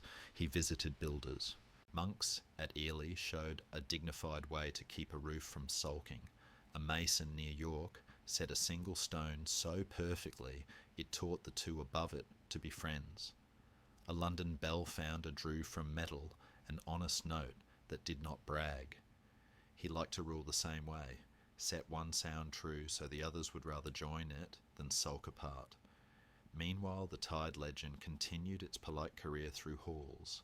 Children asked whether the sea really ignores kings. He let them be gently disappointed by nature's sanity. Privately, the parable kept him to the daily work of measuring ambition against the givens, weather, hunger, the stubborn dignity of local custom. So when the North finally sent news that did not blink, an oath broken clumsily, a tax gathered with a hand too tight, a small riot calmed by a tale rather than a spear, he did not dramatise the moment. He sent another stipend on the day it was due. He widened a road so trade could move without lending its muscle to grievance. He dispatched a bishop who could sit long at a hearth and learn which old song a village wanted to keep. As autumn rinsed the hedges in pale light, and the sea's breath sharpened, he found himself planning provisions of a quieter sort, not only for fleets and levies, but for the ordinary kindnesses that keep winter from acquiring a philosophy. Salt cellars filled ahead of frost. Pitch laid by so boats need not beg spring for mercy. Safe conducts renewed in time, so travellers feel brave on paper as well as in heart. He walked sometimes with Emma in cloisters, where prayer took the cadence of common sense. They spoke, unhurried, about the grammar of after, what the law should say, when his name fell into the past tense, how to teach a country to keep its courtesies without his hand on the scale. Her sentences calmed rooms. He prized that art more than any banner. Then came a colder packet, from a coast that knew his handwriting intimately. Thick wax, a script careful to look unafraid. Not crisis, signature of time, a saint's feast drawing too many strangers, a young earl auditioning, a shade too boldly for something larger, whispers that a fleet at Nidaros might learn a hymn inconvenient for kings. He turned the letter face down, studied the grain of parchment as if it were a board whose warp could be persuaded by warmth, then wrote not an order but a plan. Pilgrimage permitted, a fine forgiven in halves, an envoy chosen for patience rather than lungs. The sea kept its old, even breathing, but in it he heard the small change that tells a mariner to check his lashings. He did. In the modest spirit, the legend meant to teach. Far north, candles held their stubborn flames. In Denmark, a boy balanced his figures without drama. In London, a useful smile rehearsed its utility. Along the dark edge of the map, where stars make sensible treaties with cold, a very small sail pricked the horizon, coming with the unhurried confidence of news that would require a steady hand. The small sail that needled the horizon brought nothing explosive, only a steady drift of particulars that together make a statesman rest his palm on the table a moment longer. Minor captains suddenly liked in once shy harbours, a shrine whose candles ignored honest wind, a market newly partial to a young man's smile because it seemed to come with fair change. He read, set the pages down like tools after good work, and, true to his habit, reset the realm's tempo by increments so slight only clocks and carpenters would notice. In Norway, stipends were reconfirmed with the punctuality that makes rumour blush. Ferries stayed honest through February's sulks, so devotions did not turn into apprenticeships in grievance. A sheriff whose neat cruelty offended the grain of people was transferred to a charter that admired arithmetic more than souls. Elfgifu, who could lay a table for winter with admirable order, was asked to leave a finger's breadth between the plates, a little air for laughter and custom to breathe. Svein was praised in public, corrected in private, as young men should be, while the weather of their confidence is learning its seasons. In Denmark, the ledgers kept their quiet tune. Cnut lengthened like a straight beam, under a patient roof, taking his time as good wood prefers. The father wrote again, with a carpenter's gentleness, remember, a good ruler is not a surprise to his people. Be the schedule they love. England's larger instrument held its pitch, coin true, law read in halls warm with beeswax and stew, earls moving like practiced stanzas along their circuits. Godwin's competence hardened into the fact other facts arranged themselves around. Leofric's patience did its dull, saving work in months when roofs are more important than stories. Syward, from the north, where consonants weigh more, kept the sort of order that makes wolves guess. Harold, quick-eyed, exact with room temperature, rode to places where bridges hoped to become stone and mills required a king's glance to turn fair. He returned with the useful dust that proves a prince has stood at ordinary doors. And yet, beneath the satisfied hum of mints and markets, the air learned a new vocabulary. In fjord towns, the name of a fallen king was spoken with blessings ease, and blessings recruit differently than banners. On a headland chapel, a boy's fever behaved in a way that sent a family telling neighbours till sunset. In London, chairs near doors noticed conversations pause when Harold passed, as if the room liked what it might one day share. He never feared such weather. He respected it. He believed in provision, the way sailors believe in knots, not as magic, as practice, that keeps time from turning cruel. So he lined the winter not yet arrived. Bishops were asked to preach thrift with charity, reeves to practice the patience that lets a village keep its pride. Charters were recopied with care for the lines that teach sanctuary to be real and the king's peace to be ordinary. Builders went where roofs sighed, nothing quiets discontent, faster than a leak mended before complaint hardens. The navy he checked as a calendar, not a threat. Could a fleet appear when it should, without asking the sea for favours? The answer pleased him. Yards busy, pitch warm, ropes speaking in honest clicks. Some afternoons he walked the shipwright's lanes and stood among men who teach trees to travel, listening for the sound he loved, the modest, deep creak that says a joint has chosen to hold. That was the sound he wanted from the world, not brass, not triumph, but consent, 1,000 small agreements adding up to a realm. He kept a private weather too. After councils, when minstrels kept their volume tender, and even the dogs adjusted their breathing to suit the room, his mind walked the margins of after. He did not dramatize it.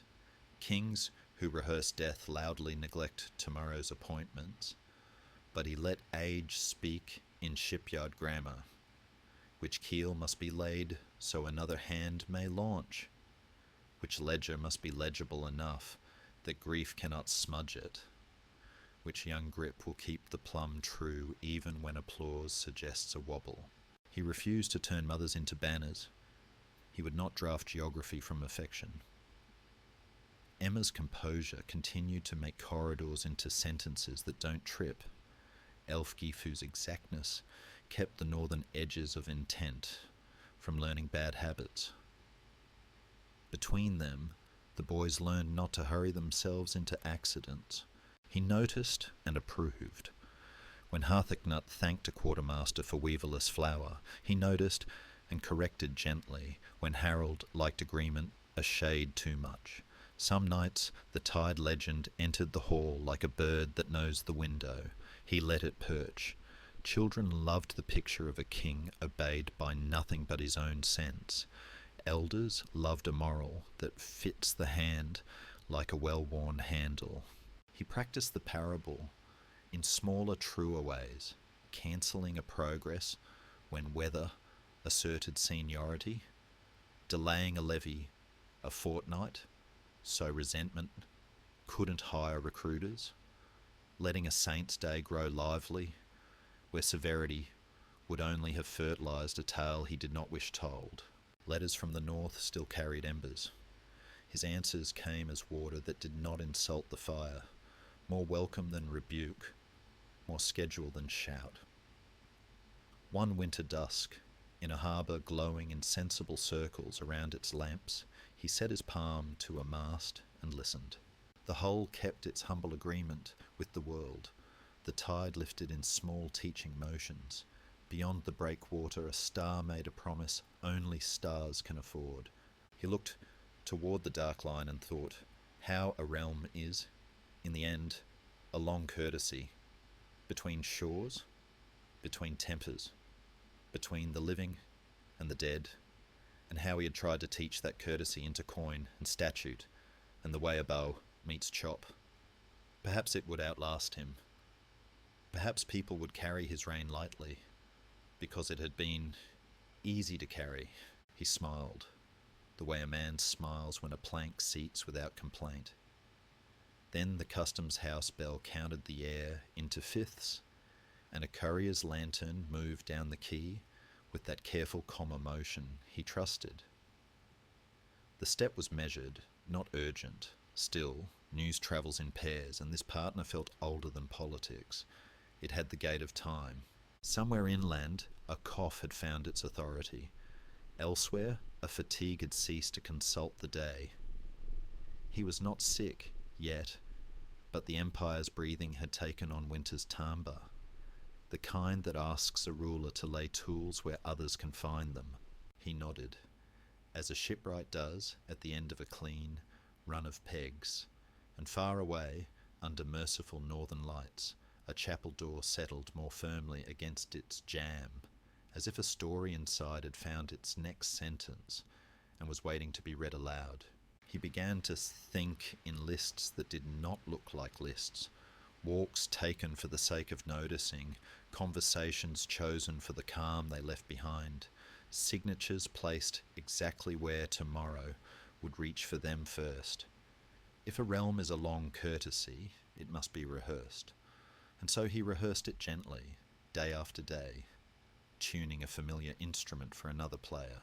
Charters were recopied until the ink kept to its lane, each line a plank that would not shy from winter.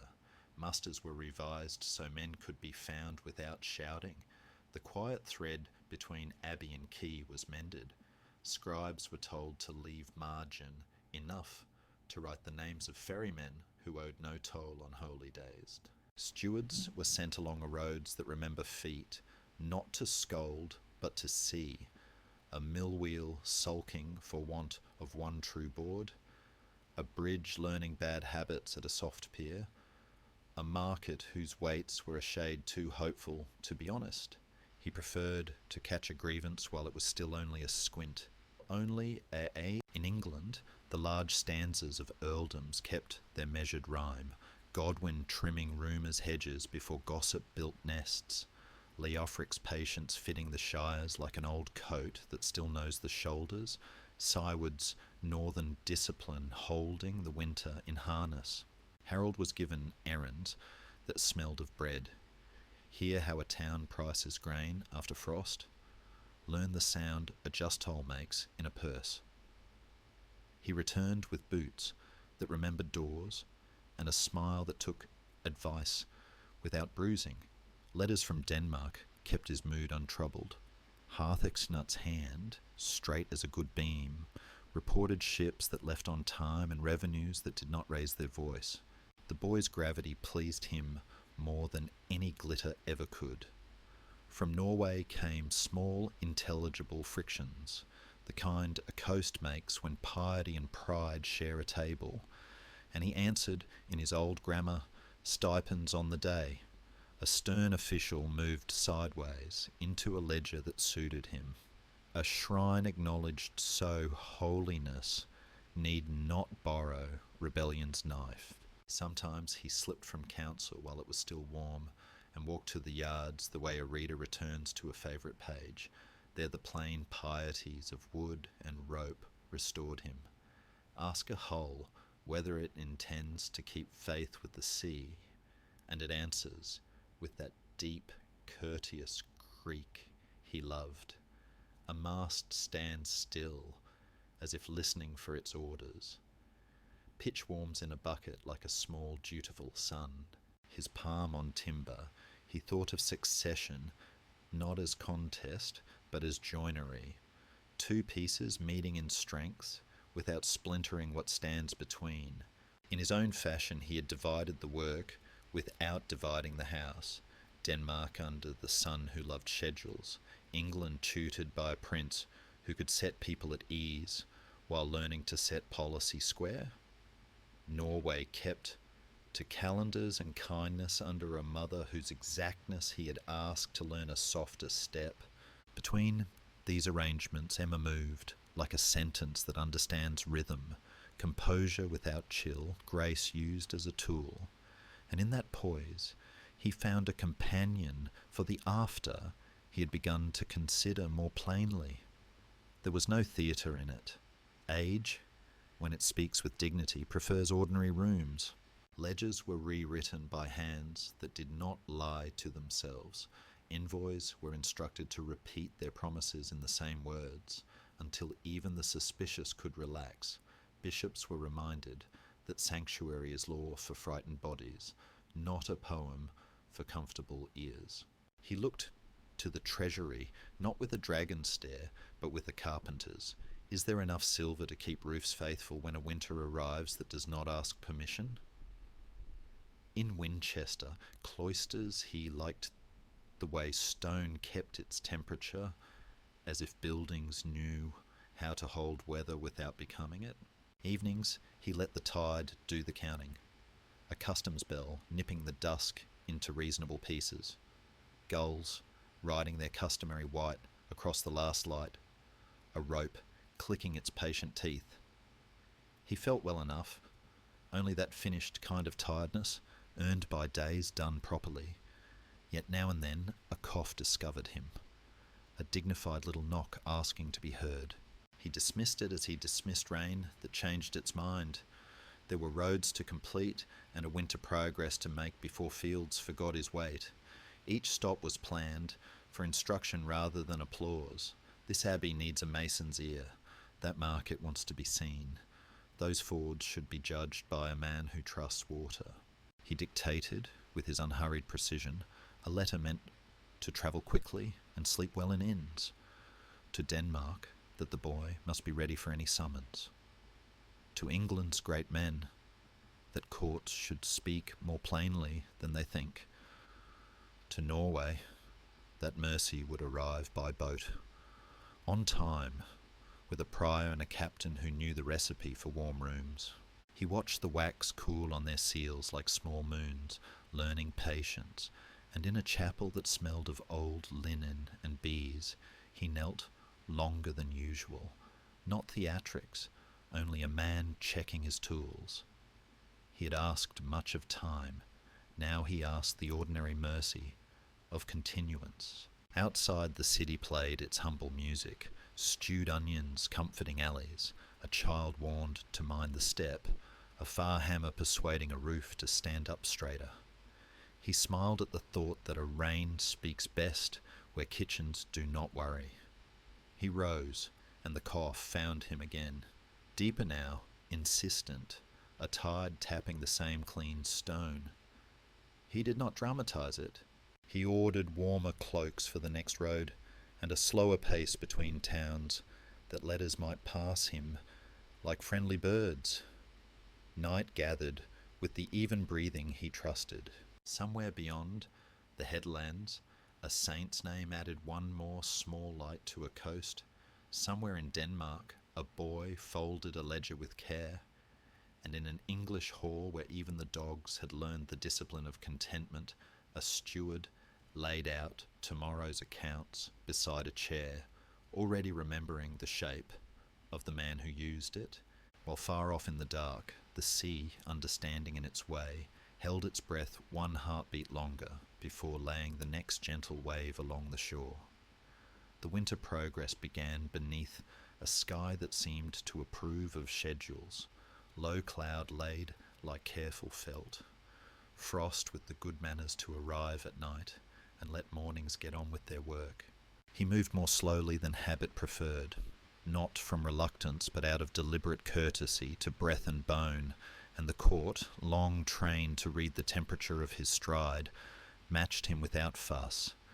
In abbeys, he listened for what stone says when it worries, the faint complaint in an arch, a draught learning to pronounce itself beneath a door.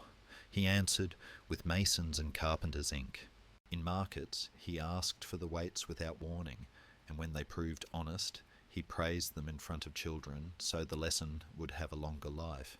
He kept minstrels to a tender volume and unshowy measures, for a realm rests best when its evenings do not audition for tomorrow. Along the roads, gifts behaved like policies.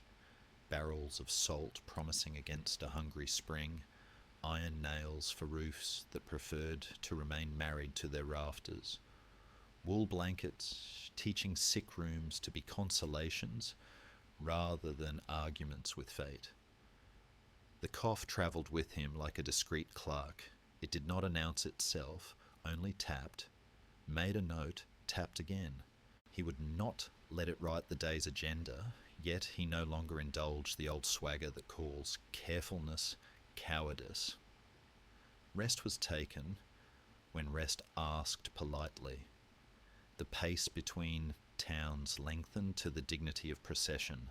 Letters went ahead to sheriffs and priors like lanterns thoughtfully placed at turns. Winchester received him as a well-made chair receives a familiar weight, without theatrics, with gratitude.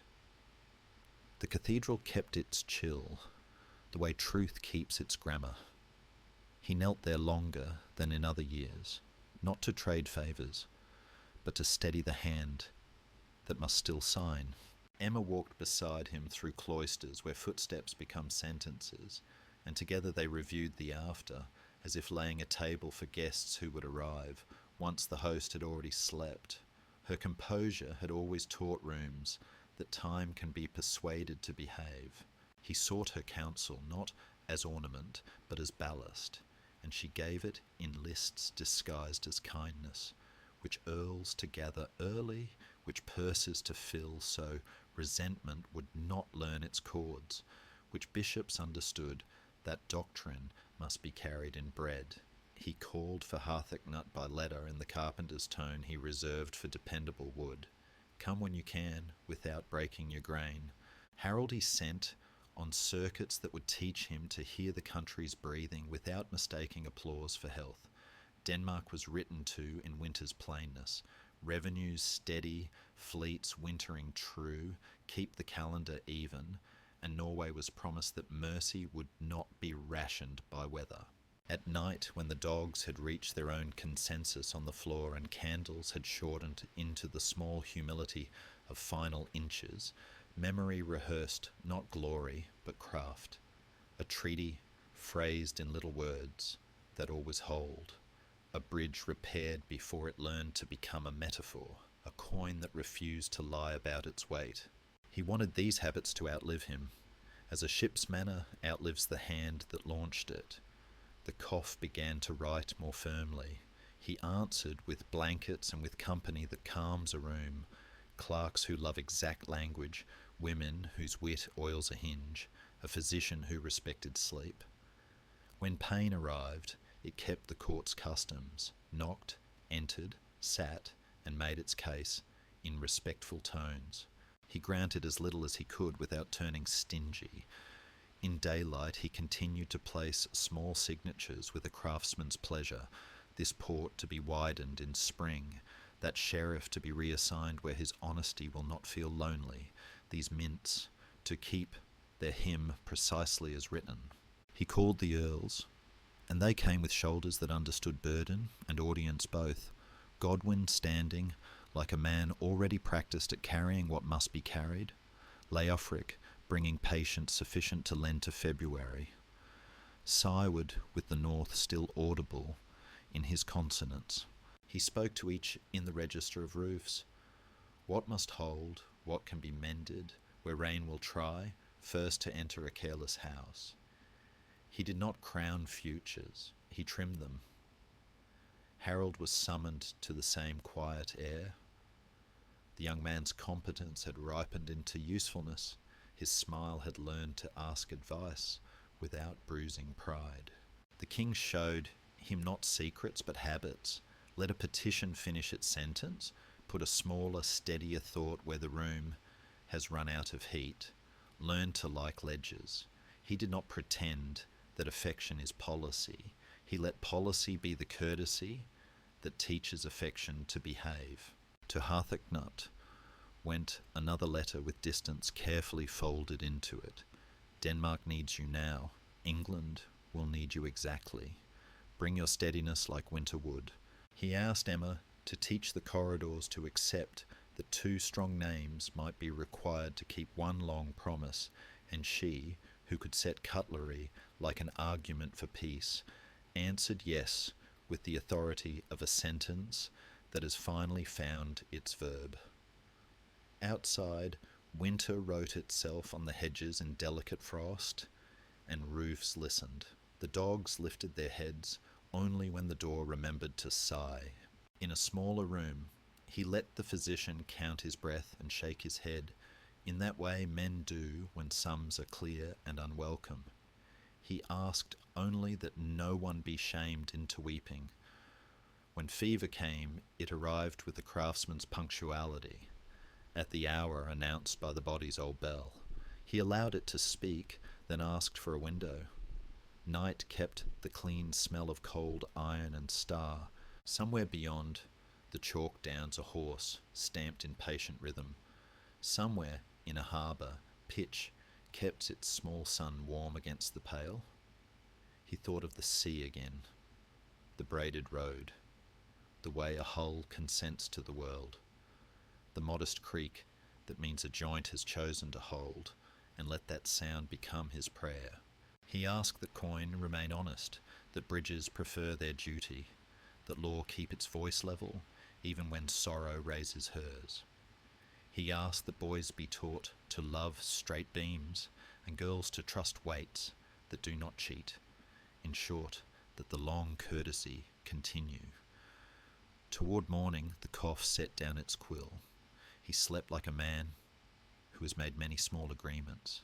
Beyond the walls, the city kept its compact, ovens waking, watchmen trading hours, a baker's laugh cutting a neat doorway in the dark, and far out, where the sea keeps its own archives, a very old wave lifted, thought a long thought, and laid itself down with the patience of a hand smoothing linen. While on a certain sill the frost began to draw its pale line, slow and exact, as if it had been told the story and wished to trace it gently forward. Morning did not declare itself with trumpets. It arrived the way responsibility does, quietly setting a cup where a hand will find it.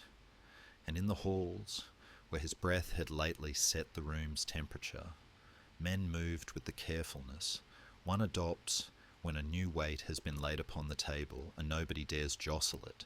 The long courtesy he had trained into the days would now have to stand on its own legs. Outside, frost kept its neat handwriting along the hedges.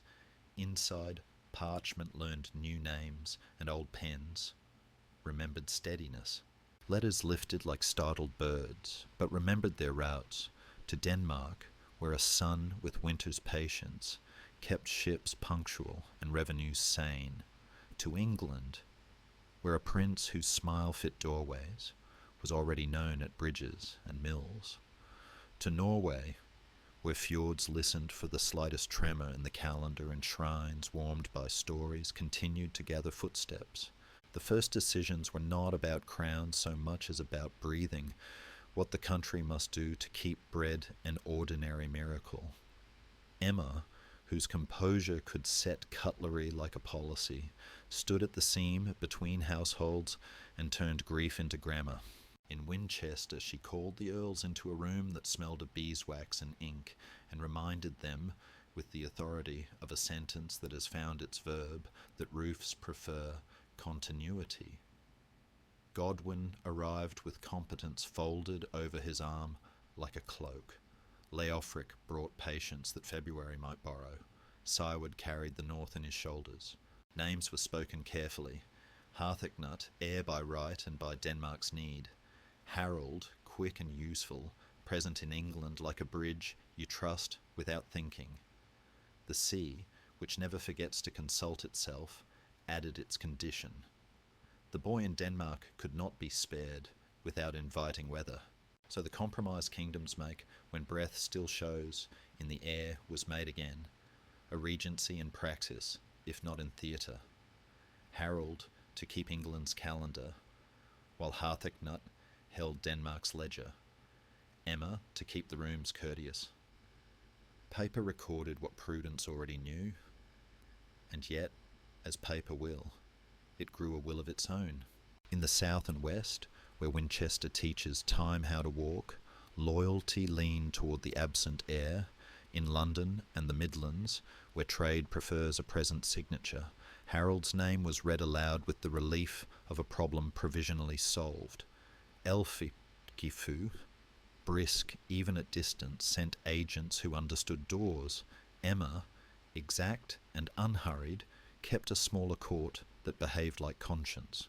Between these vocabularies, England learned to breathe in two measures at once. Rumour, which loves an unfinished sentence, added its clauses.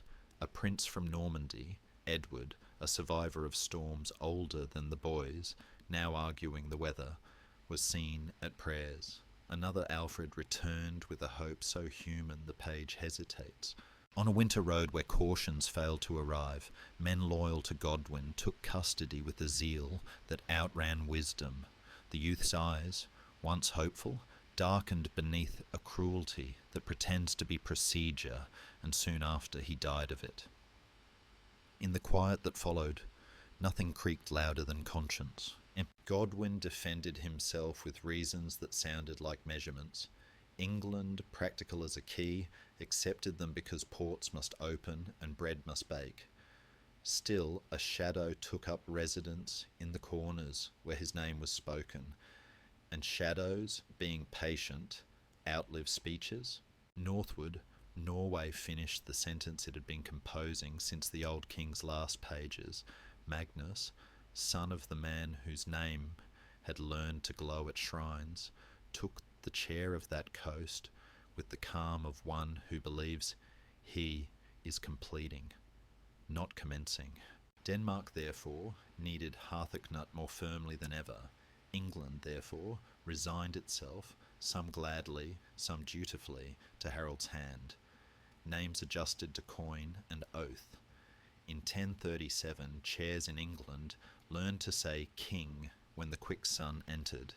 Emma, who knew the etiquette of exile, let Bruges hold her with the courtesy good harbours keep for travellers. The realm did not collapse.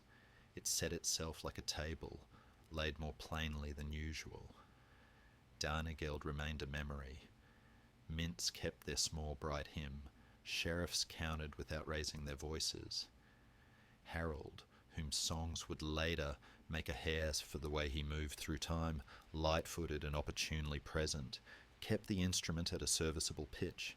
His years were not long. Winter's arithmetic found him early. A cough not unlike the one that had tapped at his father's door insisted on closing the book in 1040. When the brooch of his reign unclasped, the road from Denmark opened like a gate. Cnut crossed with the steadiness men had long read in his sums, ships in order, accounts in order, the air around him tidy with intention. England greeted him with that blend of relief and calculation reserved for the rightful who are also strangers. He moved quickly to make honesty visible and to teach fear the boundaries of its usefulness. There was a tax for fleets, and the shires felt its hand in the cupboard. There was a city, Worcester, that learned harshly what happens when collectors are killed and policy loses its temper. For a day, fire taught its poor lesson. Later, in the grammar of Acts, he softened the sentence. He invited Edward from Normandy. He set Godwin under a discipline not theatrical, but firm.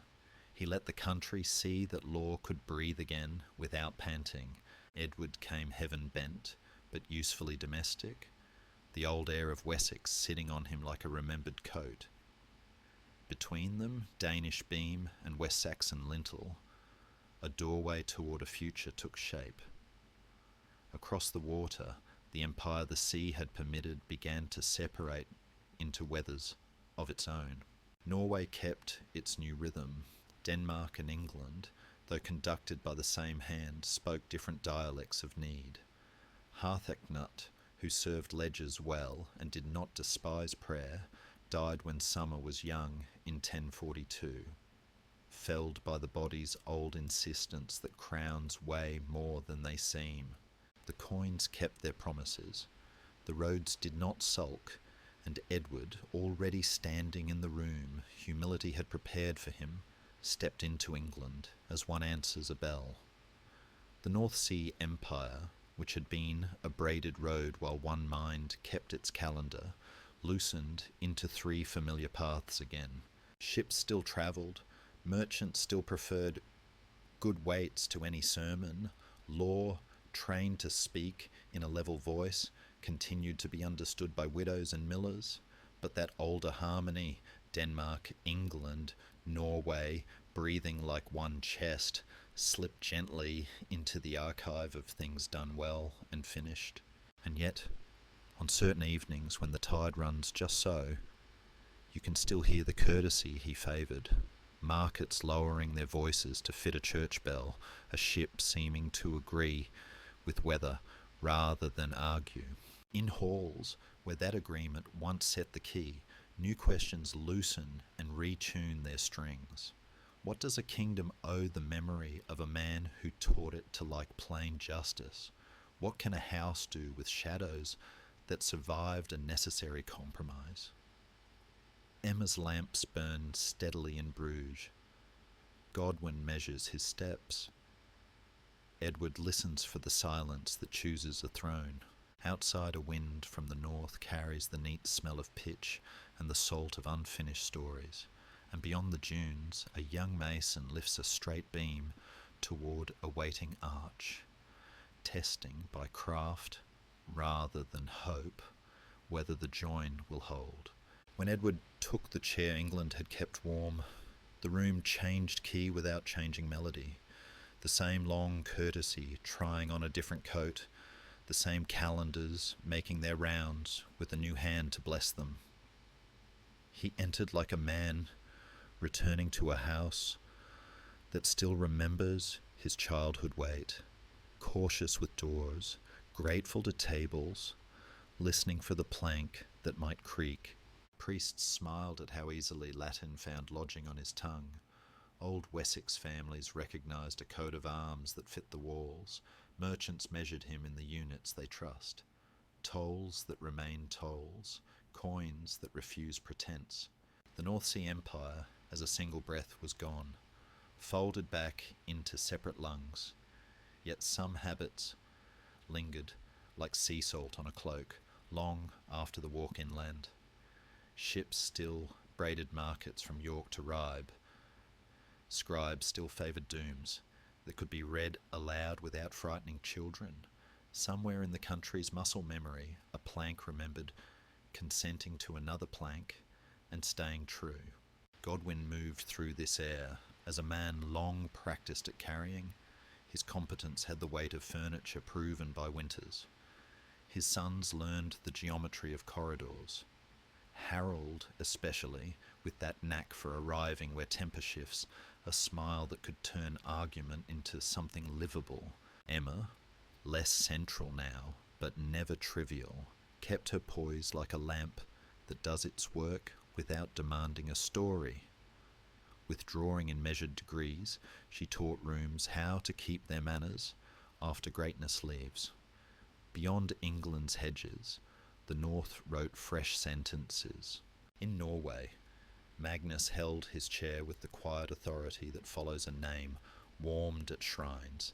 Then Harald Hardrada, weather inside a man's shoulders, returned from far service with iron taught to sing, and the coast remembered how ambition sounds when fjords lend echo.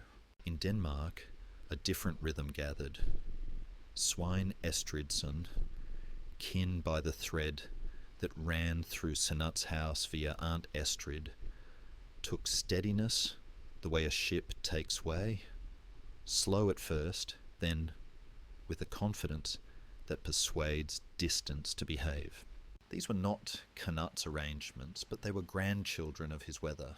Law learning to travel by water, rivalry kept to calendars, silver pretending to preach a modest sermon. Traders did not debate philosophy with waves. They kept their appointments, and so the road the sea makes remained a road even as crowns changed hands. At home, Edward built a kingship that wore prayer without making it costume. He liked good order that felt like clean breath, charters whose clauses sat in their chairs without wobbling. He called for a great church in the west, an abbey that would teach stone to remember gratitude, and workmen came with useful vocabularies, plinth, pier, vault, each word a way of asking gravity for cooperation. Westminster rose like a thoughtful tree, rings of intention laid down year by patient year, and London learned to glance westward when it wanted to believe in continuities. Yet, in the same city, politics practiced its small storms.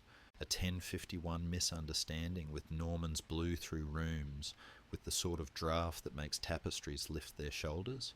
Godwin, who preferred English weather to foreign breezes, found obedience rubbing the grain wrong.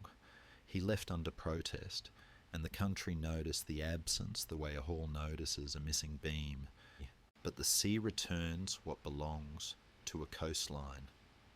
In 1052 he came back with the tides argument, firm, timed, impossible to ignore, and the court, after rehearsal, rediscovered its old balance. Godwin restored, Edward less surrounded by foreign accents. The kingdom allowed its favourite grammar a while longer. Through these shifts Harold stood where usefulness stands, between door and hearth, between levy and market, teaching courage to keep the same pace as bread. Realms grow attached to that reliability. People like to know who will visit a bridge in rain. Echoes of the old empire worked on quietly. A Lincoln Mint master still struck dies that spelled out trust. A Humber shipwright still tested seams with pitch at the proper temper. A widow in Ely still unfolded a charter and found the words, remembered her cottage. In Denmark, Swain's ledger steadied. In Norway, Harold's boldness composed itself into policy. Quarrels among coasts continued in the double grammar Cnut had favoured. Iron where iron must speak, but also coin, marriage, and the bell that calls a town without fear. Even the tide legend, the chair on the verge, water coming, as water always comes, a ruler stepping back at the right time, was retold with local adjustments, as if each shore wanted to try on the parable. Children asked whether the sea listens to anyone at all.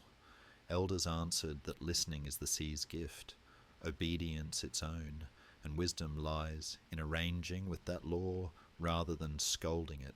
Shadows persisted, because history keeps receipts. Alfred's death remained the quietest loudness in certain rooms. Men could marshal reasons, but conscience keeps its ledgers. Godwin's competence compelled admiration, yet some eyes measured him against a silhouette only he could see. Edward prayed more from the centre, Harold worked more at the edges, and together they made a country that behaved by daylight. In the north, saints gathered pilgrims like careful fire. In the east, merchants polished scales.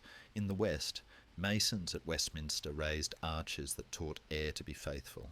On evenings, when frost returned with its good manners, London sounded like a city certain of tomorrow. Ovens exhaling, barges nosing quays, dogs turning twice before consenting to sleep. Sometimes a king's great success is to leave a nation slightly bored by drama, a luxury won by many small agreements, and England owned a comfortable share. Yet far away, beyond headlands, where weather tests adjectives, men practice the profession of opportunity. Harold Hardrada watched horizons with the appetite of a soldier who remembers glory. Across narrower water, a Norman duke balanced piety and iron with the efficiency that gives maps opinions. The sea kept its impartial assurance. It would carry whoever timed it best. And somewhere in a market town, under a sign with a wheat sheaf and a hammer, a young clerk wrote Harold's name on a ledger with the same steady hand used for measures of grain. Names written like that tend to return to the page. Night pressed its cool cheek to the windows. Bells portioned the dark into manageable pieces. In the west, scaffolds leaned kindly against a new abbey's flank. In the east, a peer counted its piles and found them sound.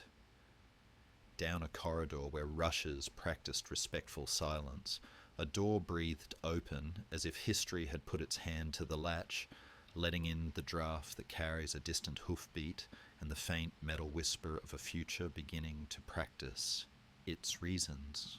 The draft at the latch grew into a season, and that season learned the manners of a story practicing its climax without drawing breath too loudly. Edward, whose prayers kept the discipline of clean lines, aged in a way that taught rooms to lower their voices, while Harold, who could arrive at the right bridge in the right rain, found himself more and more where decisions prefer to be made, between the necessities of now and the courtesy owed to yesterday. Godwin, strong furniture in a weather-schooled house, departed in 1053 the way oak leaves a forest, suddenly absent, and then everywhere as part of what holds the rest upright. And his sons filled the corridors with competence, Harold's stride most naturally matching the turns. Scholars will go on arguing softly about a certain journey, whether in 1064 he crossed to Normandy by intent or accident, by wreck or courtesy, whether oaths were sworn with the freedom that makes them moral, or with the pressure that turns them into instruments. Chroniclers write like men remembering roofs in a storm. Some recall the leak, some the bucket, none the exact angle of the wind. What is certain is this: the Duke across the narrow sea, William, kept ink dry and blades oiled, measuring the visit, however it came, with a ruler that preferred straight outcomes. Harold, generous with presents and disinclined to waste a room's warmth, returned to England with more eyes upon him. He poured himself back into roads and shires, bridges and musters, the small fidelities that keep a realm from mistaking rumour for prophecy. Edward meanwhile moved westward in his mind, as Westminster climbed stone by stone, an abbey becoming a long gratitude, arc by patient arc, a place where kingship might rest its weight in prayer without bending the pew. He walked its scaffolds with a quiet suited to lime and mallet. London adjusted its breath around that sanctity, as if a city can learn to bow without crouching. Years folded themselves like cloaks, and by 1065 the seams spoke audibly. Northumbria, storing its pride in a colder cupboard, balked at Tostig's rule.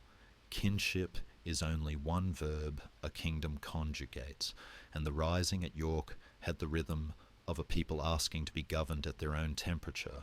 Tostig fled. Morcar and Edwin stood where the wind and the Shire's temper felt at home. Harold, not a collector of grudges, chose the mercy that keeps roofs from learning to hate the rain. Soft-spoken, scandalous to some, it steadied more timbers than it offended, and the country exhaled a breath it had been holding for months. Winter narrowed choices with its usual respectfulness. Edward's body, long faithful to prayer's timetable, began keeping a smaller calendar. His face grew more abbey than battlefield, and his talk, when it strayed from God to governance, sounded like a man setting a room in order for guests he will not see. The question no longer allowed clever postponements. Who would hold the balance when the prayers had finished? In halls that remembered Cnut's quiet arithmetic, men named Harold because bread prefers a hand it knows. Others spoke William because promises, freely given or theatrically arranged, do not forget their ink. A colder wind from the north carried the syllables of Harold Hardrada, who had taught swords to travel farther than most plans, and now kept a ledger of claims that from Norway's headlands looked like logic. Christmas brought the consecration, a benediction wanting to be a hinge. Edward present as one already given to westward stone, Harold standing where thresholds collect footsteps, bishops translating theology into corridors. The building, scented with mortar and intention, laid a calm hand on the nation's sleeve. January arranged its days with tidy certainty. On the 5th, Edward let his breath follow the rule he had loved, and the room received the change. With the decent silence good rooms keep. What followed has been told with banners and with blots. The truth sits between, at a table where law, need, and the old English habit of choosing the man who keeps tomorrow ordinary all took their chairs. Harold was named and lifted, the gold circlet more tool than symbol, and for a lucid moment England felt like a ship recognising its captain by the steadiness of his feet, rather than the embroidery of his coat. Across the water, a duke's ink did not smear. He inventoried timber and men with the calm of one convinced that writ and will can make weather, while above, the northern skerries, the hard singer of battles, counted oars and lenders, smelling opportunity the way a storm smells a valley. Harold did not confuse clarity with safety.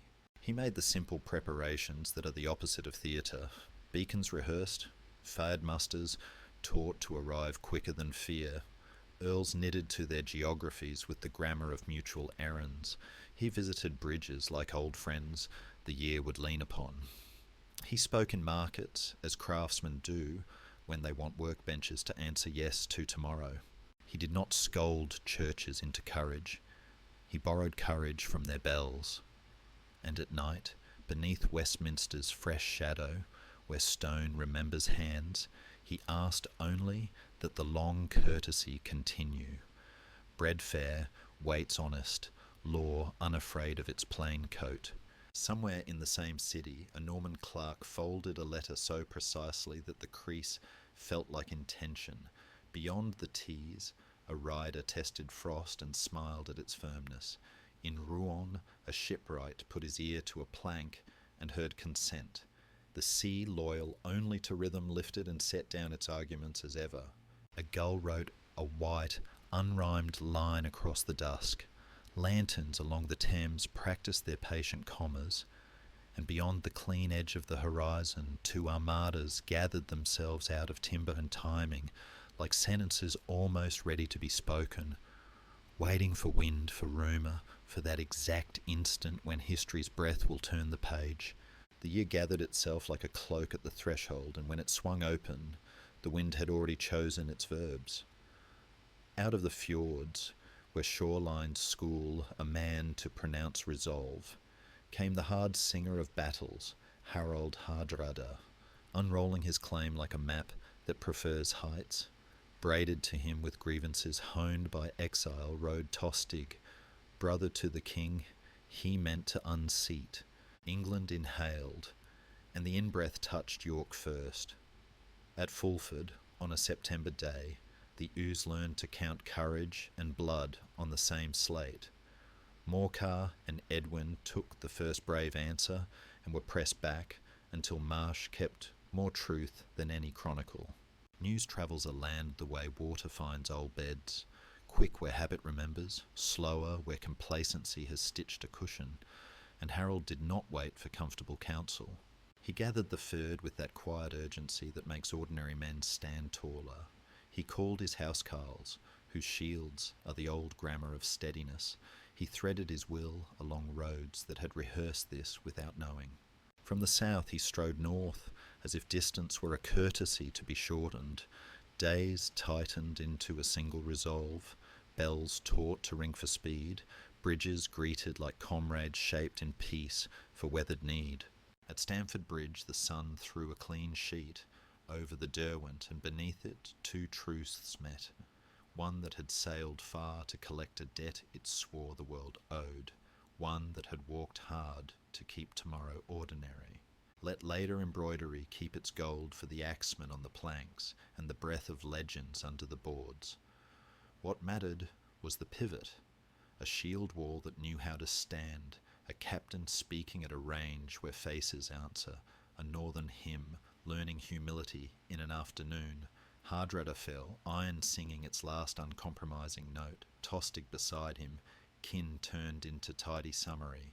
Those who bent the knee were offered terms that did not humiliate, and ships heavy with certainty went home, light with survivors. In another telling, the year could end there, proof that courage and timing suffice. But history, stern tutor, had already sharpened the next lesson.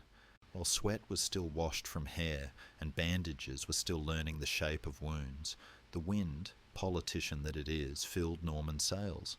South, the beacon stitched red thread across hills that had just held their breath. South, hoofbeats found the Roman bones of roads. South, the king turned, because sometimes a map behaves like surf, tugging back what it has just returned. He went with men who had spent valour as if it were coin they could replace later, boots still wet, muscles discovering the complaint of glory.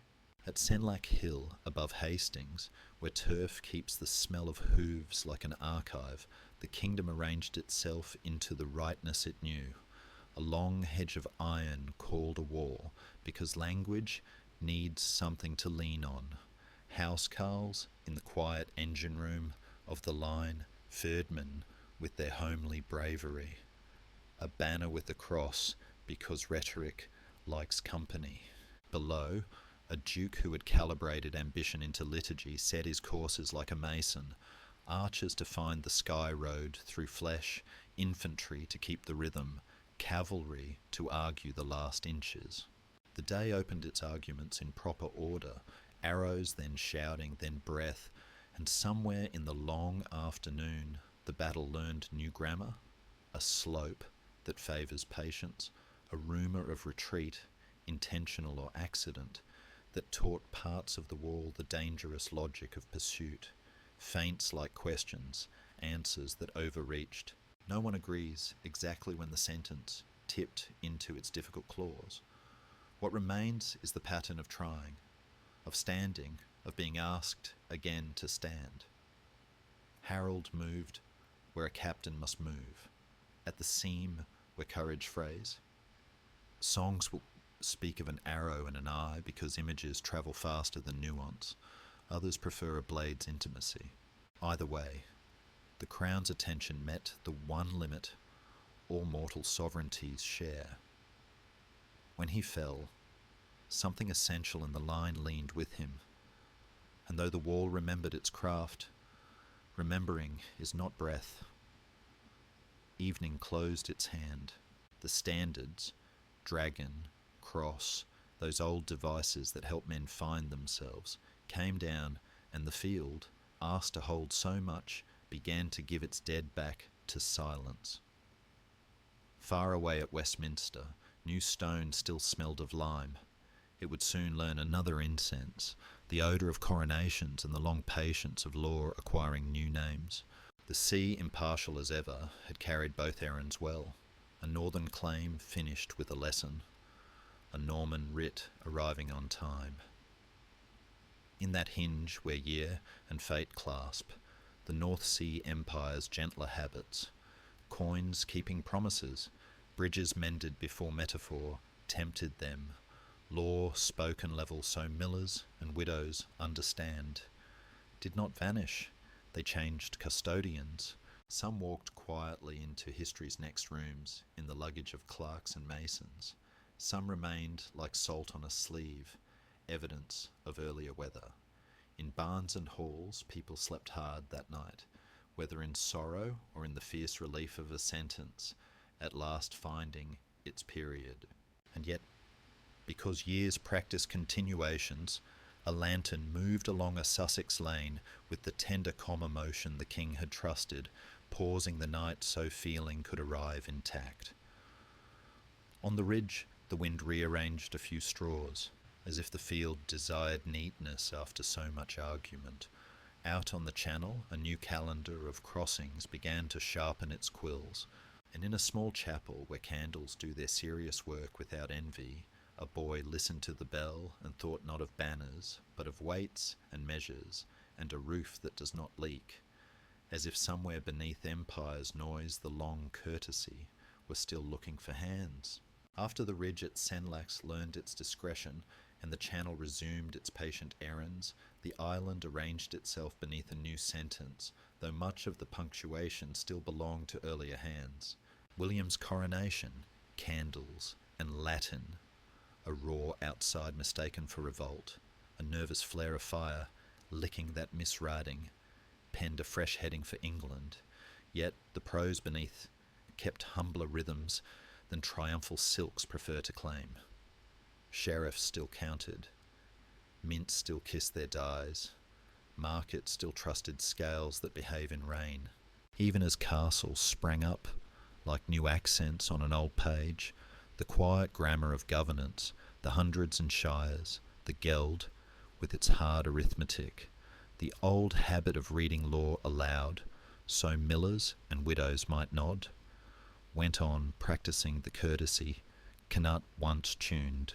The conqueror's officers, compelled to understand a land rather than merely occupy it, found themselves borrowing from a toolkit already well oiled, writs that worked like bridges, coinage that promised the same thing in York and Winchester, roads that carried messengers because rule prefers speed to swagger. In the north, storms returned and were met with iron. The country remembers how ash can teach silence. Yet even there, beneath ruin's hot breath, older habits refused to die. Parish bells recovered their counting. Reeves rewove their lists. A widow unfolded a charter, smoke-stained but legible, and found its words still standing where they had been sworn. So the North Sea Empire did not survive as crowns. It survived as room arrangement, as the expectation that attacks will be named without euphemism, and a promise measured by weight rather than theatre. Scholars, fond of asking time to sit long enough for questions, have tilled this era with a politeness that sometimes sharpens to points. One inquiry wonders what precisely Cnut's empire was. A chain of ports threaded by a single tide, or 3 hearths tended by one housekeeping mind. Seals argue unity, shorelines murmur federation. Ships insist that water makes corridors better than walls. The truest answer may be a sailor's. It was a rhythm, a calendar of arrivals and remissions, a habit of punctuality that turned coasts into neighbours. Another debate circles his piety. Was the penitent in Rome policy wearing a cloak, or a man seasoned by winter graves who preferred mercy where it could be afforded? The record keeps a letter that sounds like weather translated into promises. It keeps also a ruler who knew when severity must speak last. Perhaps faith and prudence shook hands beneath the same roof and found each other useful, as good households do. A third question lingers over Emma and Elfgifu, opposing grammars, Latin poise versus Danelaw exactness, or 2 indispensable instruments of a single melody. His arrangements suggest harmony, not contest. One teaching rooms to move without tripping, the other teaching ledgers to stay in their lines. A fourth circles the famous tide. Did he command the sea and receive its honest refusal, or did later tellers set a chair on the verge to crown humility with an anecdote? Witnesses disagree. The parable endures because it matches the music. A ruler who preferred arranging with forces larger than himself to shouting at them. A fifth asks whether his laws and coins were novelties or continuations in a steadier hand. Anglo-Saxon England already loved law the way a careful family loves a pantry. He did not invent that affection. He wore it, trimmed it, lent it the confidence of ships that arrive when they say. Meanwhile, stone and parchment continued their long obediences. Westminster, Edward's gratitude made architecture, gathered archers and taught air fidelity. Future kings would bring their anxieties under those ribs and ask what fishermen ask of weather. Not miracles, just consent. Domesday's ravenous census would come under another crown, but it owed something to earlier habits, to Reeves who counted cleanly, to a country accustomed to see its world described in lists that behave.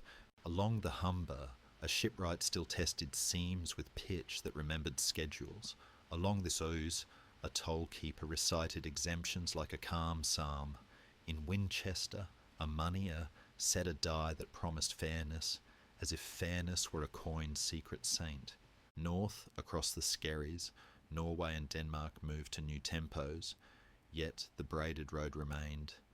Traders trusting buoys more than theories, letters travelling with the old courtesies, clerics who could carry charter in one sleeve and blessing in the other without provoking a quarrel.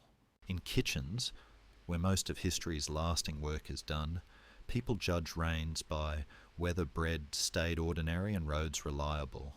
By that gentle rule, a portion of Cnut's weather lingered, not in banners, but in timetables, not in conquest, but in a taste for straight beams and honest weights. His empire dissolved, as personal unions do when strong hands unclasp, yet the courtesies he taught into coins and councils did not evaporate with his breath. They travelled in the muscle memory of officials who liked neat ledgers, in markets that had learned to breathe without flinching, in the way a bell can make a town feel like a single room. Even William, whose iron wore Latin grammar and whose castles taught hills to defer, found prudence in letting that earlier music play beneath his drum. And so, when the century folded its last wool into chests smelling of lavender and smoke, the North Sea lay with old serenity between shores that had argued, married, prayed, and traded themselves into a family that pretended otherwise. Children learned the tide story with their bread. Clerks copied dooms, still legible without a lawyer. Shipyards sang plank-joining hymns. In cathedrals, light behaved like patience made visible. In small chapels, names once fought over softened into prayers, spoken in the tone families use when they mean to keep going. History's ink dried, new pens were cut. If the legend of a king's chair on a wet verge keeps returning, perhaps it is because the world too prefers rulers who know where to sit and when to rise. Night leans its ear to the sea again. Somewhere a coin lands true on a table. Somewhere a bridge, checked in frost, finds its joints agree. And in a library where rushes have learned to keep quiet, a reader closes a chronicle and turns to the window, wondering which parts of the long courtesy are still walking our roads unseen, even as, far off in the dark, another question turns over. The kind that asks not only what was done, but how a heart kept its weather while doing it. In the softer light that follows the clangour of banners, a different labour takes the field, the sort of work history forgets to praise because it moves without spectacle, steady as breath in a sleeping house. You find it in chancery rooms where quills learn patience and sand dries sentences into law, in market squares where a clerk's unhurried hand keeps weights from lying the way hunger sometimes tries to, in shipyards where the old hymn of plank to plank resumes after storms have finished their rehearsals. If you wish to take stock of what the North Sea Empire left behind after crowns unclasped and banners adopted other verbs, watch these humbler theatres. Here, a moneyer in York fits a die with the modest prayer a mason gives a keystone. There, a reeve in East Anglia reads out a doom so plainly that even a tired farmer hears fairness take a seat. Across the water, a trader from Ribe, who once called England enemy and then household, still folds a charter into his sleeve, with the easy piety of habit. In such continuities, the sea discloses its truest philosophy, not conquest, but commute, not dominion, but the shared grammar of arrival and departure. Scholars will frame it in sterner prose, continuity of institutions, integration of maritime corridors, the vernacular of law travelling more surely than armies, and they will be right in the way account books are right. The older truth is simpler and perhaps more binding. People like to keep promises they can afford, and the empire laboured stubbornly to make promises affordable. There are rooms where this gentler version is resisted, halls where men prefer their past with sharper edges, kitchens where sorrow keeps a stool because some names never learned how to leave. Alfred's broken journey remains an ember under Godwin's furniture. The harrying in the north leaves a silence that speaks ash. A widow in Worcestershire remembers a tax that felt more like iron than carpentry, and tells her grandchildren not of policy, but of cupboards. Such contradictions do not cancel the courtesy, they season it, and any historian who refuses them is building with wood that has not been allowed to dry. Even the river chair anecdote, patient as it is, can be harnessed to whatever sermon a century requires: humility for some tellers, theatre for others, an early treatise on limits for those who prefer their wisdom measurable. That one story can bear many uses may be less a defect than proof of good craft. Parables, like bridges, ought to hold more than one weight. Step closer to the desks where copyists breathe, and you will find the real empire still at work in ink. Latin dooms nod to English custom with the small, neighbourly tilt of a head given at a gate. The king's peace is defined with a confidence that expects obedience, not because soldiers lurk behind every hedge, but because the sentences have learned to sit up straight. In charters that travel from Winchester to Ely and from London to Lincoln, a familiar tone persists, curt without coldness, paternal without patronising. The tone of carpenters who trust the plumb and dislike surprises. Mints keep their little choir going. If a new face stares out of silver, the ring around it continues the same prayer. A coin will be forgiven its glamour if it tells the truth. As for ships, those liturgists of distance, they still stitch law to law and custom to custom, bringing back not only wares but pronunciations of trust. Even barons who relish the old swagger fall quiet in a harbour. Tides, being older nobles, enforce the etiquette of taking turns. Emma's lamps burn lower now, their light folded into the manners of rooms that have learned to be gracious without announcement. In Bruges, her poise goes to market as subtly as cloth. In Westminster, her son's arches keep the air persuaded of gratitude. In Winchester, a clerk who once copied letters for 2 households binds them into one ledger because practice tidies what history dramatizes. Denmark, where Harthacnut's steadiness once kept the calendar honest, learns a new arithmetic under swine.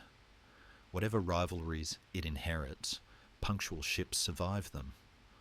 Norway, with its proud headlands and the martial prose that perches there, continues to discover that policy travels best in the same holes that bring salt and fish.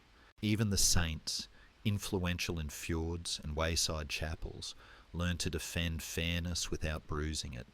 Pilgrims who set out to touch holiness return with rumours of sensible tolls and bridges that do not sulk in winter. Sometimes in a village far from courts, a schoolroom offers the clearest audit. A boy pronounces King's Peace the way his grandfather taught him to say good neighbours. A girl practices the yard of cloth and the yard of rule and finds both intelligible.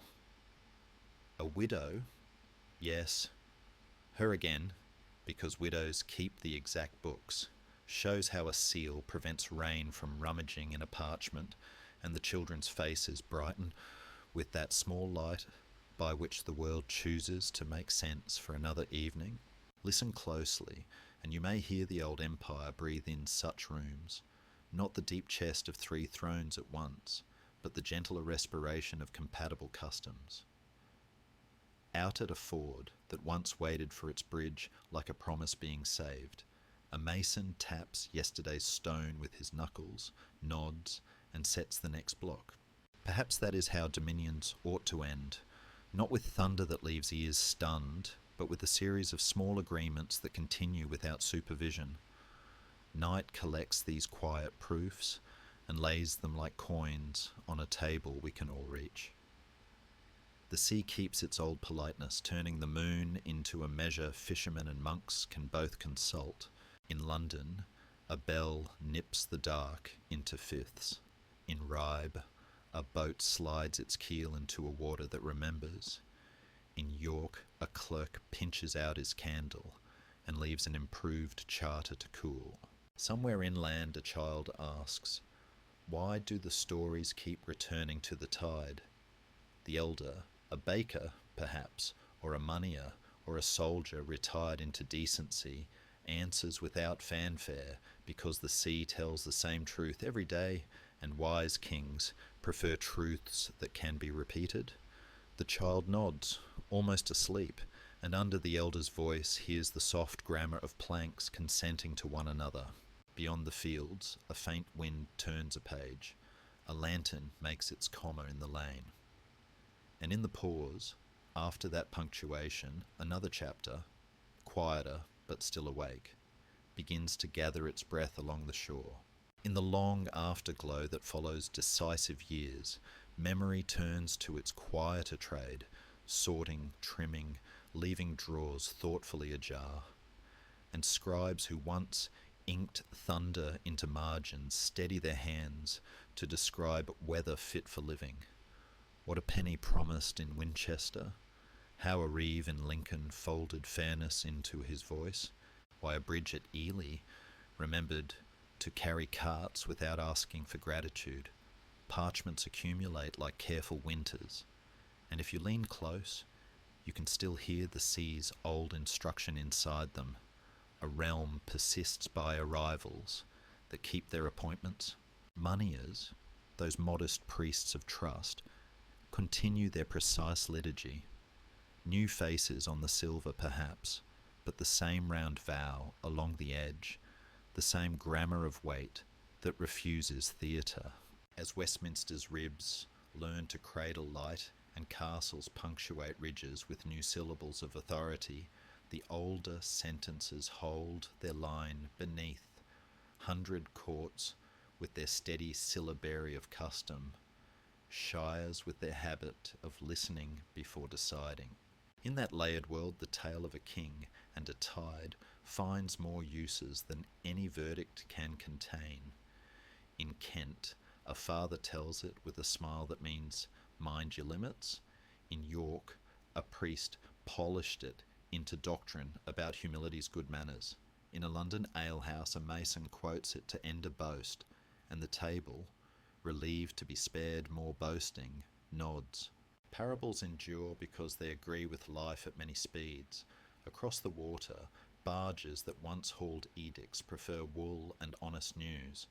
The braided road of the North Sea behaves as it always has, by tide table, by rope's patience, by the will of men who know that schedule is a form of love.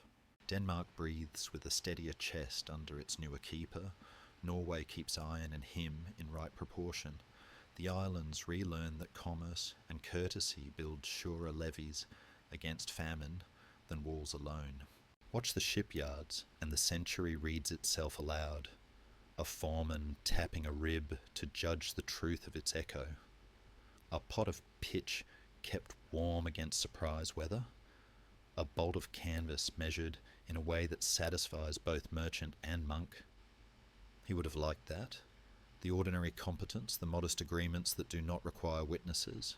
If an empire remains, it lives here, in the preference for straight beams, in the instinct to repair before metaphor tempts us, in the habit of reading law aloud so that widows nod with understanding, not mere endurance.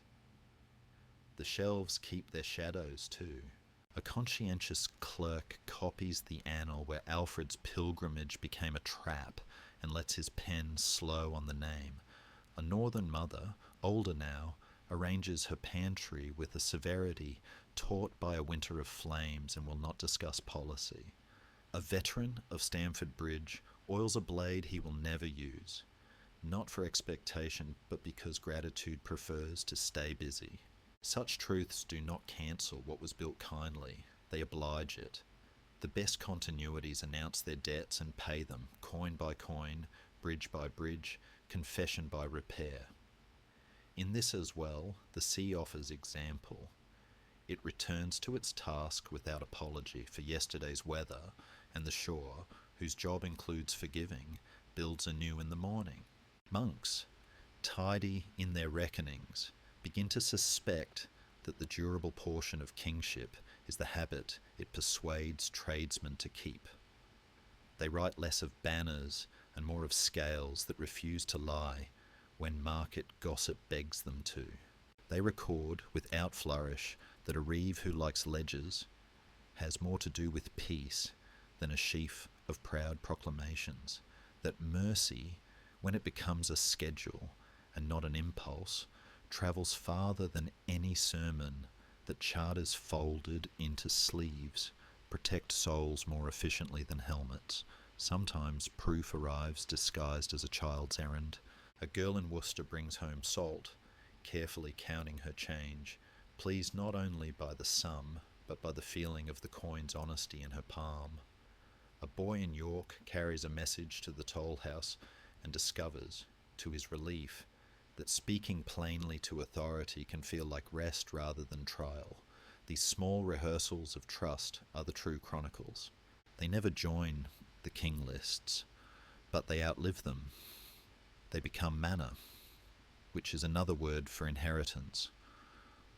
Long after the braided crown has unthreaded into separate garlands, men at keys and women at scales prefer the world taught under that older weather. Punctual ships, law spoken so a tired mind can find its place, waits that do not need excuses. Even the silence inside an honest refusal, no, the sea will not stop, turns out to be a useful music, a rhythm by which work proceeds. Toward evening, the bells divide the air into sensible portions, and London, practical as ever, answers with ovens and barges and crows who keep schedules without knowing they have any. In a riverside hall, a clerk closes the great seal box and rests his forehead against the cool wood. In Bruges, an older woman, whose name once steadied rooms, sets aside her needlework and listens to the city's multilingual breathing as if it were a family she can bless without holding.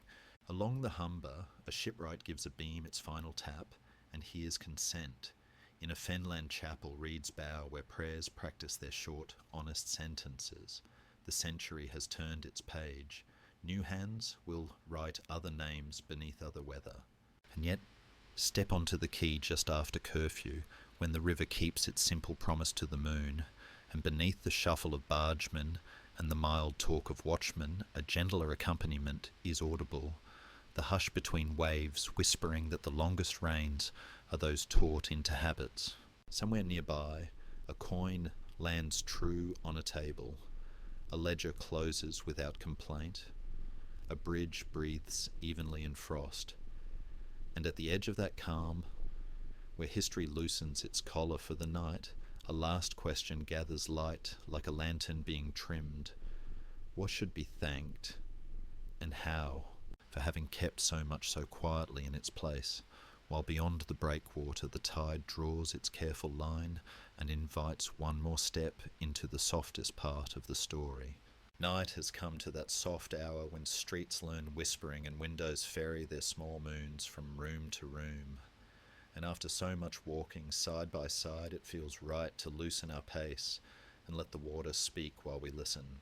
We have kept company with shipwrights who taught planks to agree, with moneyers who asked silver to tell the truth, with abbey bells that portioned fear into manageable pieces.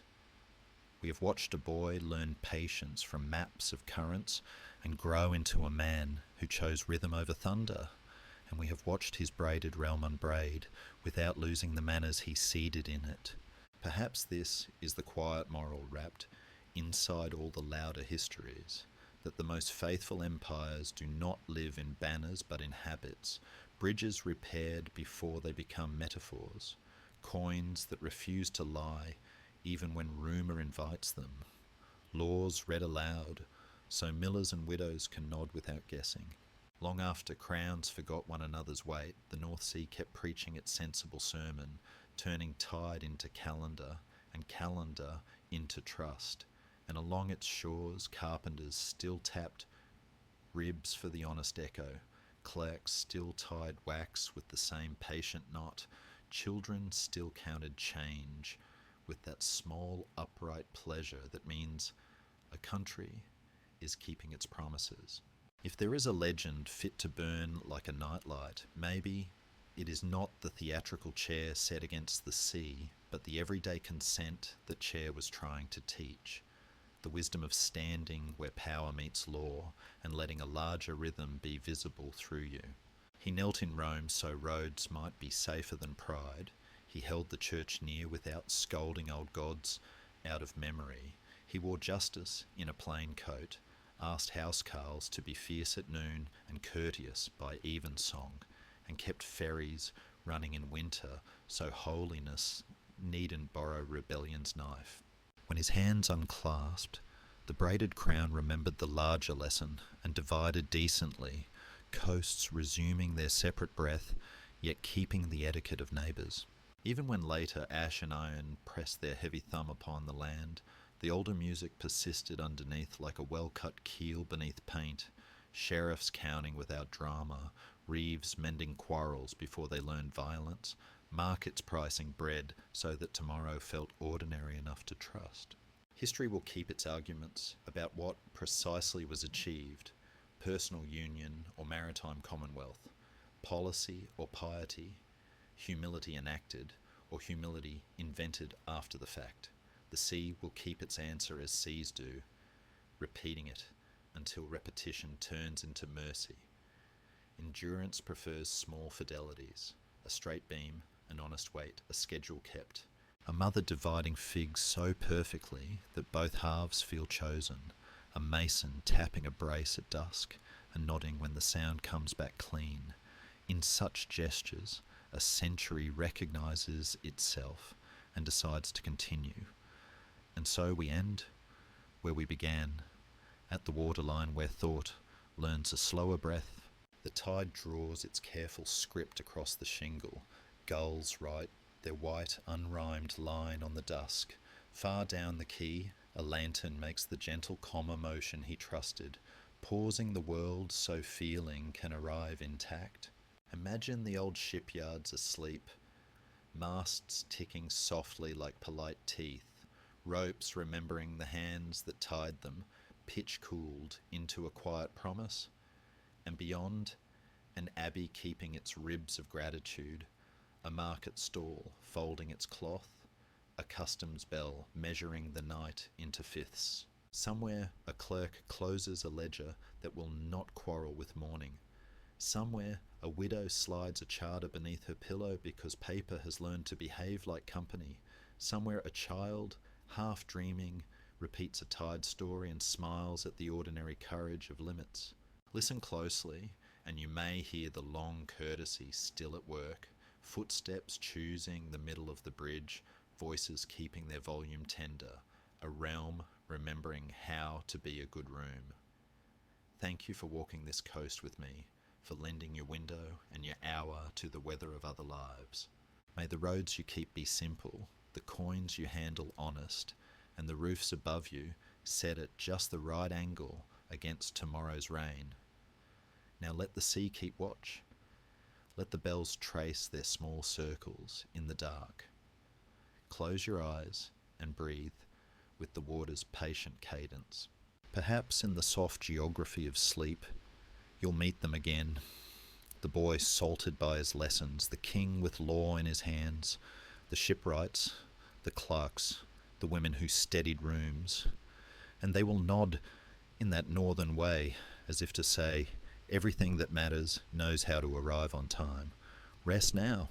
The tide knows your name, and the night is unhurried.